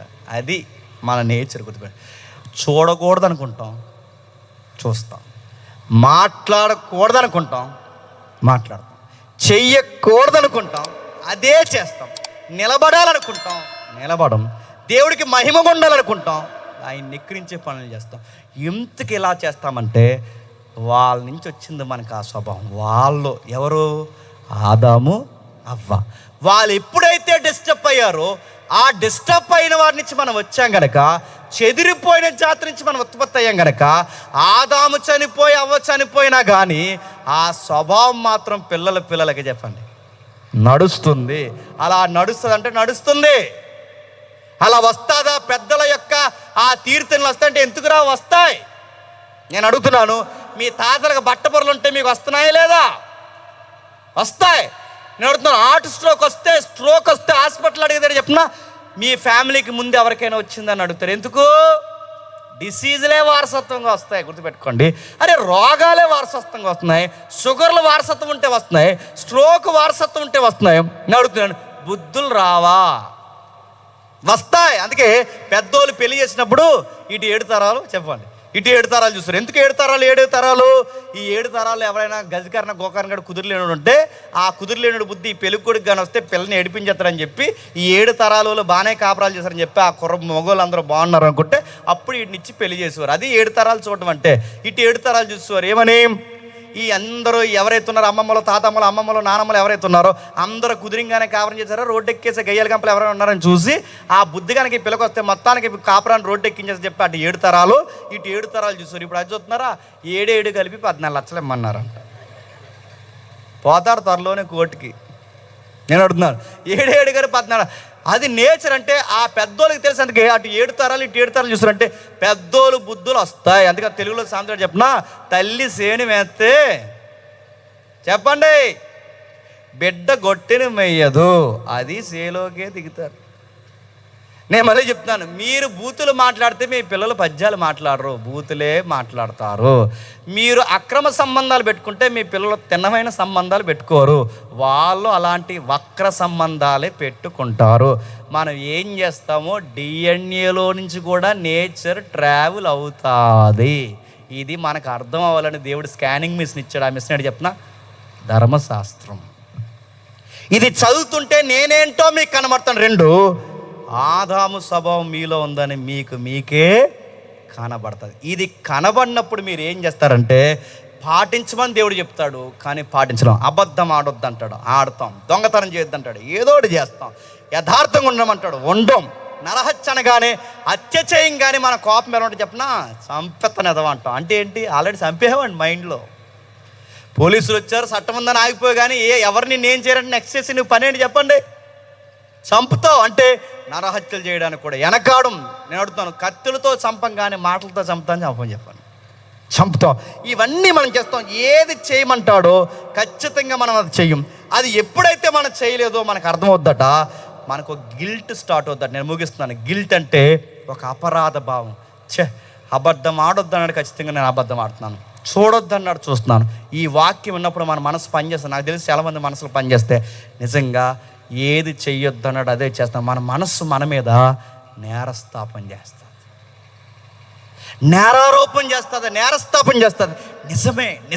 నిజమని లోపల పొడుస్తుంది. నిజానికి బయటికి మేకపోతే గాంభీర్యంతో మనం ఒప్పుకోకపోయినా లోపల మాత్రం అంటుంది నిజమే అని ఇదంతా చెప్తుంది. ఆ నిజం చెప్పినప్పుడు ధర్మశాస్త్రం మనకి ఏం చేస్తుంది? ఒక గిల్ట్ ప్రారంభమవుద్ది, అపరాధ భావం స్టార్ట్ అవుద్ది. ఆ అపరాధ భావంలో మనం బాధపడుతున్నప్పుడు ధర్మశాస్త్రం వెనకాలే చెప్పిన మాట ఏంటంటే, ఒక్కసారి రోమపత్రిక చూడండి, ముగించేద్దాం. రోమిలికి రాసిన పత్రిక 3వ అధ్యాయం, రోమిలికి రాసిన పత్రిక 3వ అధ్యాయం, రోమిలికి రాసిన పత్రిక 3వ అధ్యాయం, రోమిలికి రాసిన పత్రిక 3వ అధ్యాయం, రోమిలికి రాసిన పత్రిక 3వ అధ్యాయం 10వ వచనం. ఎందుకు గూర్చి ధర్మశాస్త్రంలో రాయబడినది ఏమనగా, నీతిమంతుడు లేడు, ఒక్కడును లేడు, గ్రహించువాడు ఎవడూ లేడు, దేవుని ఎతికేవాడు లేడు, అందరూ త్రోవ తప్పి ఏకముగా పనికి మాలినవారైరి, మేలు చేసేవాడు లేడు, ఒక్కడు లేడు. అక్కడ చెప్తున్నారు చూడండి, వారి గొంతుక తెరిసిన సమాధి, నాలుకలో విష సర్పం ఉన్నది, వారి పెదవుల కింద సర్ప విషం ఉన్నది, వారి నోటి నిండా శపించుట పగ ఉన్నవి, రక్తము చిందుటకు వారి పాదాలు పరిగెత్తుచున్నవి, నాశనము కష్టము వారి మార్గాల్లో ఉన్నవి, శాంతి మార్గము వారు ఎరుగరు, వారి కన్నుల ఎదుట దేవుని భయం లేదు. ఎందుకంటే వాళ్ళకి దేవుడు ఏంటో అర్థం అవ్వలేదు. వాళ్ళు ఎందుకు అర్థం అవ్వలేదంటే ఆ గ్రంథాన్ని వాళ్ళు చదవలేదు, ఆ చదివిన దాన్ని పాటించలేదు, అందుకే వాళ్ళకి అర్థం కాలేదు. అందుకు ప్రతి నోరు మూయబడినట్లు సర్వలోకనటి ప్రతి మనిషిని దేవుని శిక్షకు తప్ప దేనికి పనికిరారని ఎవరు చెబుతున్నారంట? ధర్మశాస్త్రం చెబుతోంది. ఇప్పుడు చెప్పండి, అర్థమైతే ధన్యత అండి. దేవుడు పాత నిబంధన గ్రంథంలో ముఖ్యంగా ఈ కాండాలు పాత నిబంధన కలిపి ఎందుకు ఇచ్చాడంటే, ధర్మశాస్త్రం మనల్ని అందంట వీళ్ళు చావడానికి తప్ప దేనికి పనికిరారని స్టాంప్ వేసిందంట. నా మాట అర్థమవుతుందా? దేవా అంటే బైబిల్ నీ మీద నా మీద నేరం మోపుతుంది. వీళ్ళు అబద్ధాలు ఆడుతున్నారు, దొంగ బుద్ధులు మాట్లాడుతున్నారు, దోచుకుంటున్నారు, ఆశిస్తున్నారు, వీళ్ళు చేసిన పనులు అడ్డగోలు వ్యాపారాలు చేస్తున్నారు, ఎన్నో చేస్తున్నారు. ప్రభు వీళ్ళు చేస్తున్న తప్పులు వీళ్ళు దేనికి పనికి వస్తారంటే, వీళ్ళు నడినెత్తు మొదలుకున్న అరికల వరకు ఒక్క అవయవం కూడా వీళ్ళకి తిన్నంగా లేదు. నీతిమంతుడు లేడు, ఒక్కడును లేడు. వాళ్ళ గొంతుకు బాగోదు, నాలుక బాగోదు, పెదాలు బాగోవు, నోరు బాగోదు, పాదాలు బాగోవు, వాళ్ళ కన్నులు బాగోవు. వీళ్ళకి శాంతి అంటేనే నచ్చదు. వీళ్ళందరూ దేనికి పనికి వస్తారంటే, ఈ మానవాళి జలప్రలయంలో ఎలా కొట్టుకుపోయారో ఈసారి వీళ్ళు పోవాల్సిన నరకానికి తప్ప ఇంక దేనికి పనికి రారని డిక్లేర్ చేసిందంటే ఎవరు? ధర్మశాస్త్రం. ఆ మాటలు అర్థమవుతున్నాయా? ఐగుప్తి నుంచి వాళ్ళని విడిపించి వాళ్ళకు ఒక ధర్మశాస్త్రం ఇచ్చి ఇది జాగ్రత్తగా చదివి దీన్ని పాటిస్తే వాళ్ళకి అర్థమైతే ధర్మశాస్త్రం ఏం చెప్పింది? దేవుడు చాలా ఎత్తులో ఉన్నాడు, ఆ ఎత్తుకు మీరు రాలేరు, ఆ ఆజ్ఞలు మీరు పాటించలేరు, దానికి బదులు మీరు దేనికి పనికి వస్తారంటే దెబ్బలు తింటాను తప్ప చెప్పండి దేనికి పనికిరారు. ఆ టైంలో అర్థమైన ప్రతి మానవుడు, భక్తుడు, యెషయా, ప్రవక్తలు, యెర్మియా, సమూయేలు మొదలుకొని ప్రవక్తలందరూ అరిసింది ఏంటో తెలుసా? మేము అపవిత్రమైన పెదవులు గలవాళ్ళం ప్రభువా అని అరిశారు. మా నీతి కార్యాలు మమ్మల్ని బతికిస్తాయి అనుకున్నా మాకు అర్థమైంది ఏంటంటే మా నీతి కార్యాలు మురుకు గుడ్డాలని మాకు అర్థమైంది ప్రభువా. 10 రూపాయలు పులిహార పొట్లం పంచి 100 రూపాయలు పబ్లిసిటీ చేసే నీతి మాది ప్రభువా అని ఒప్పుకున్నారు. బట్ట పంచాం మేమని చెప్తాం. అంటే మా నీతి క్రియల్లో కూడా స్వనీతి ఉంది. నీ ఎదుట మా క్రియలు ఎలా ఉన్నాయంటే మురుకు గుడ్డలు. మేము పవిత్రులం అనుకుంటున్నాం కానీ నీతిమంతులు మేము కాము. ఒక్కడు కూడా మాలో నీతిమంతులు లేడని అందరూ చేతులెత్తారు. ఇప్పుడు ఏమవుతుందంటే నీతిమంతులు కాని వారిని ధర్మశాస్త్రం ఏమందంట? చంపేమందంట. గుర్తుపెట్టుకోండి, చంపేమంది. ఈ చంపేమనే ధర్మశాస్త్రం బాగుందండి. చంపేమనే ధర్మశాస్త్రం చెప్పింది తప్ప చంపే రైట్ ధర్మశాస్త్రానికి ఉందా? లేదు. అప్పుడు ఏం చేసిందంట? పౌలు గారు ఎంత బాగా రాస్తున్నారు చూడండి. గలతీ పత్రిక ముగిద్దాం. గలతీలకు రాసిన పత్రిక 3వ అధ్యాయం, గలతీలకు రాసిన పత్రిక 3వ అధ్యాయం, గలతీలకు రాసిన పత్రిక 3వ అధ్యాయం చూడండి ఒకసారి ముగిద్దాం. గలతీలకు రాసిన పత్రిక 3వ అధ్యాయం 23వ వచనం నుండి, విశ్వాసము వెల్లడి కాకముందు ఇక ముందుకు బయలుపరచబడబోవు ఆ విశ్వాసాన్ని మనం అవలంబించవలసిన వారిగా చెరలో ఉంచబడినట్లుగా మనము ధర్మశాస్త్రానికి లోనయ్యాము. ఇప్పుడు చెప్పండి, ధర్మశాస్త్రం ఈ లోకాన్ని ఏం చేసిందంట? అరెస్ట్ చేసిందంట. అంటే ధర్మశాస్త్రం పోలీసుడైతే ఈ ప్రజలందరినీ అరెస్ట్ చేసి ఈ పోలీసుడు ఏం చేశాడట? అరెస్ట్ చేసి న్యాయాధిపతి దగ్గర తీసుకెళ్ళాడంట. బాగునండి. పోలీసులకి శిక్ష విధించే రైట్ ఉందా? లేదు. వాళ్ళు అరెస్ట్ చేసి ఛార్జ్షీట్ వేసి న్యాయాధిపతికి అప్పగించాలి తప్ప శిక్ష పడాలో వదిలేలు ఎవరు నిర్ణయిస్తారు చెప్పండి? న్యాయాధిపతి నిర్ణయిస్తాడు. ఇప్పుడు పోలీసులు అందరి దర్యాప్తులు అర్థమైందంటే, ధర్మశాస్త్రం దర్యాప్తులు అర్థమైంది ఏంటంటే అబద్ధం ఆడకుండా ఒక్కడు ఉండలేడు, నీతికి ఒక్క నిలబడలేడు, వీళ్ళందరూ నీతిమంతులు గారు, పాపులకు రావాల్సింది ఏంటంటే శిక్ష అని అందరిని ఏం చేస్తుంది? అందరు గొంతు పట్టుకుందట. అలా పట్టుకుని అరెస్ట్ చేసి అందరిని తీసుకొచ్చి ఎక్కడ నిలబెట్టిందట? న్యాయాధిపతి ముందు నిలబెట్టింది. అక్కడ న్యాయాధిపతి సింహాసనం మీద కూర్చున్నాడు.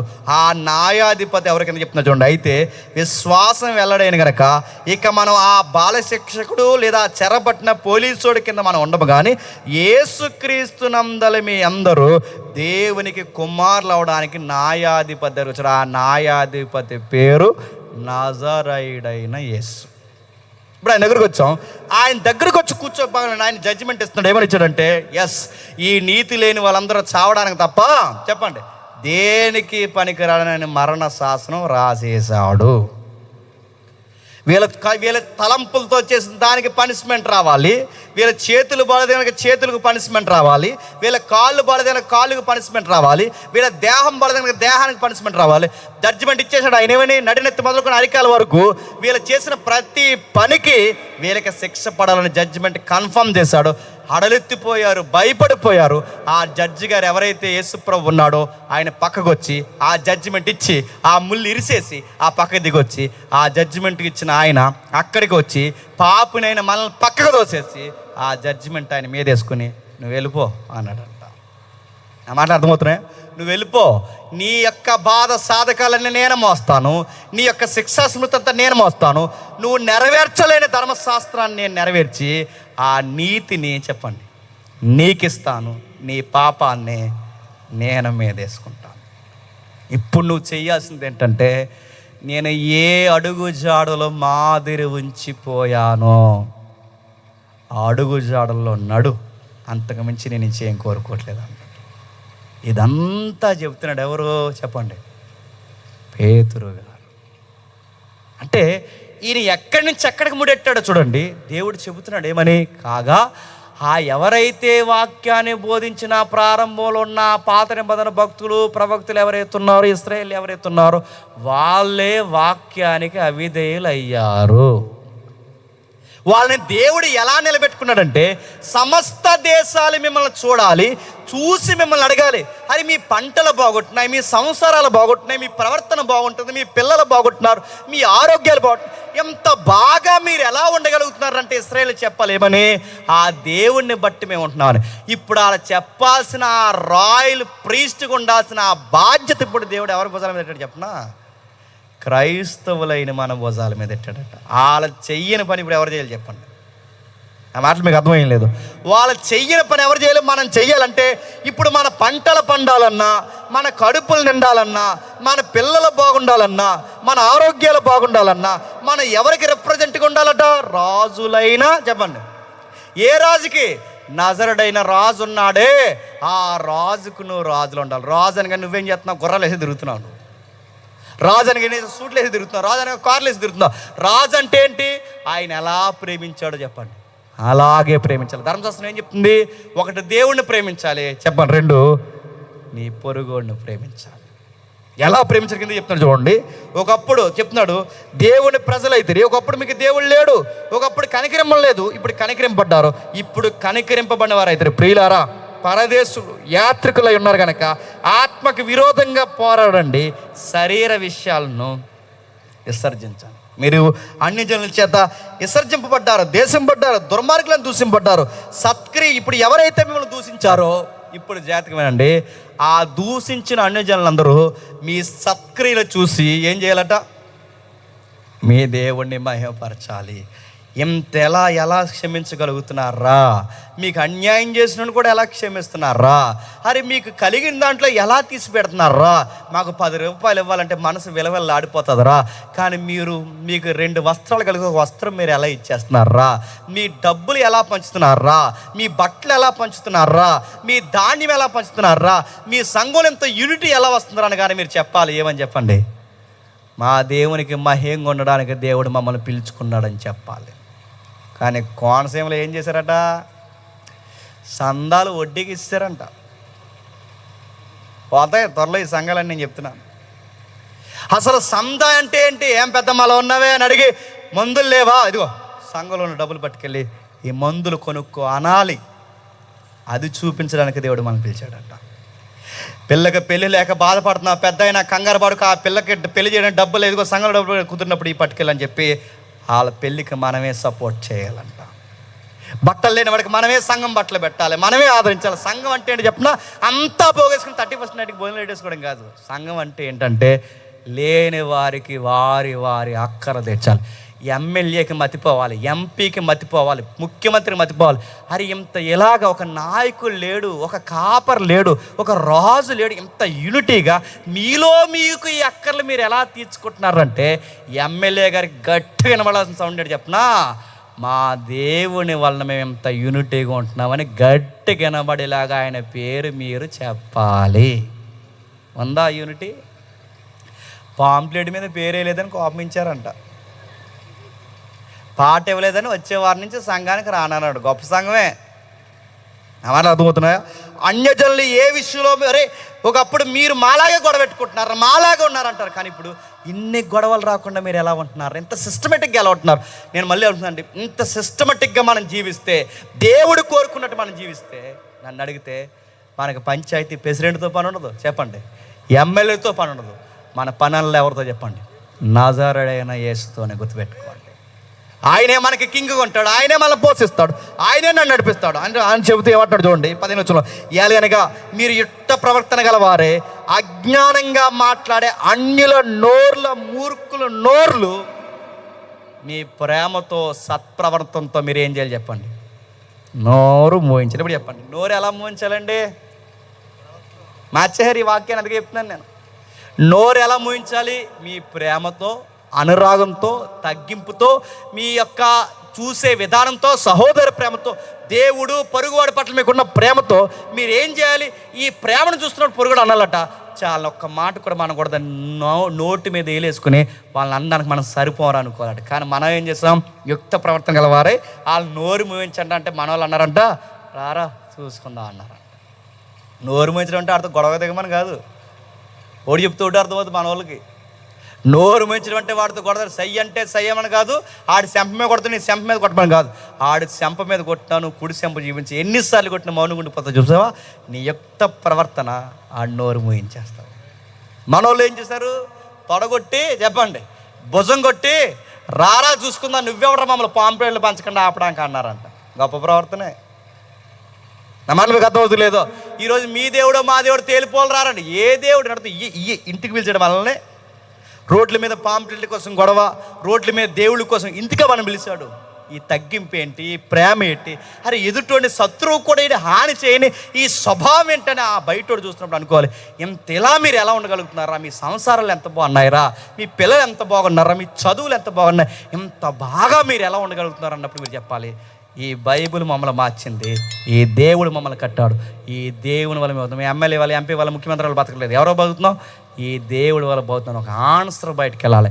ఇలా యుక్త ప్రవర్తన గలవారే చెదిరిపోయిన సంఘాలు ఉన్నవారు ఎవరైతే ఉన్నారో, ఈ చెదిరిపోయిన సంఘాలు కలిగిన వారందరూ రోమా ప్రభుత్వానికి ప్రవర్తన మీరు చూపించండి అని రాయబడిన పత్రికే చెప్పండి, పేతురు రాసిన మొదటి పత్రిక. వాళ్ళకే కదా చెప్పండి, నీకు నాకు మనందరికీ. ఇది అర్థమైందా మనకి? చర్చికి ఇవ్వాలి, చర్చిలో లేని వారికి ఇవ్వాలి. కానీ ఏది? చర్చికి వచ్చి కొత్త చెప్పులు వేసిపోయారట. గొప్ప భక్తి. కొత్తసేపులు వేసిపోతారు, సీపులు ఎట్టిపోతారు. ఈ సాక్ష్యం దేవుడు ఇమ్మంటే మనం ఏ సాక్ష్యాలు ఇస్తున్నాం చెప్పండి? ఏ సాక్ష్యాలు ఇస్తున్నాం చెప్పిన? ఆవిడెవరో మార్కెట్కి వెళ్ళిందంట, ఆ మార్కెట్కి వెళ్తే ఉల్లిపాయలు దొరకలేదట, అందుకే ఎవరితో గొడవాడుతుందంట?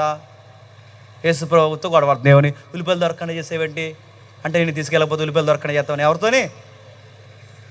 యేసు ప్రభువులు ఉపయోగం కూడా. ఇప్పుడు కాబట్టి గ్యాస్ అయిపోయిందంట. గ్యాస్ అయిపోతే ఏం చేయాలి? గ్యాస్ కొంట్లో ఫోన్ చేయాలి. కానీ ఎవరికి చెప్తుందట? పరిశుద్ధాత్ముడు చెప్పిందట, గ్యాస్ అయిపోయింది మరి తేవాలి కదా అందంట. ఎవరిని? వెంటనే గ్యాస్ కొండ వస్తుందంట. ఇవి సాక్ష్యాలు. గ్యాస్ సాక్ష్యాలు, ఉల్లిపాయ సాక్ష్యాలు. ఇంట్లో ఎవరికి ఎలకలు ఎక్కువైపోయినాయి చూసారు లేదు? యూట్యూబ్లోనే సాక్ష్యాలన్నీ. ఇంట్లో ఎవరికి ఎలకలు ఎక్కువైపోయినాయి. ఎలకలు ఎక్కువైపోతే ఏం చేయాలి? ఎలకలు ఎక్కువైతే పట్టాలి, ఎలకల పొంది తెచ్చి. కానీ ఏం చేయాలి?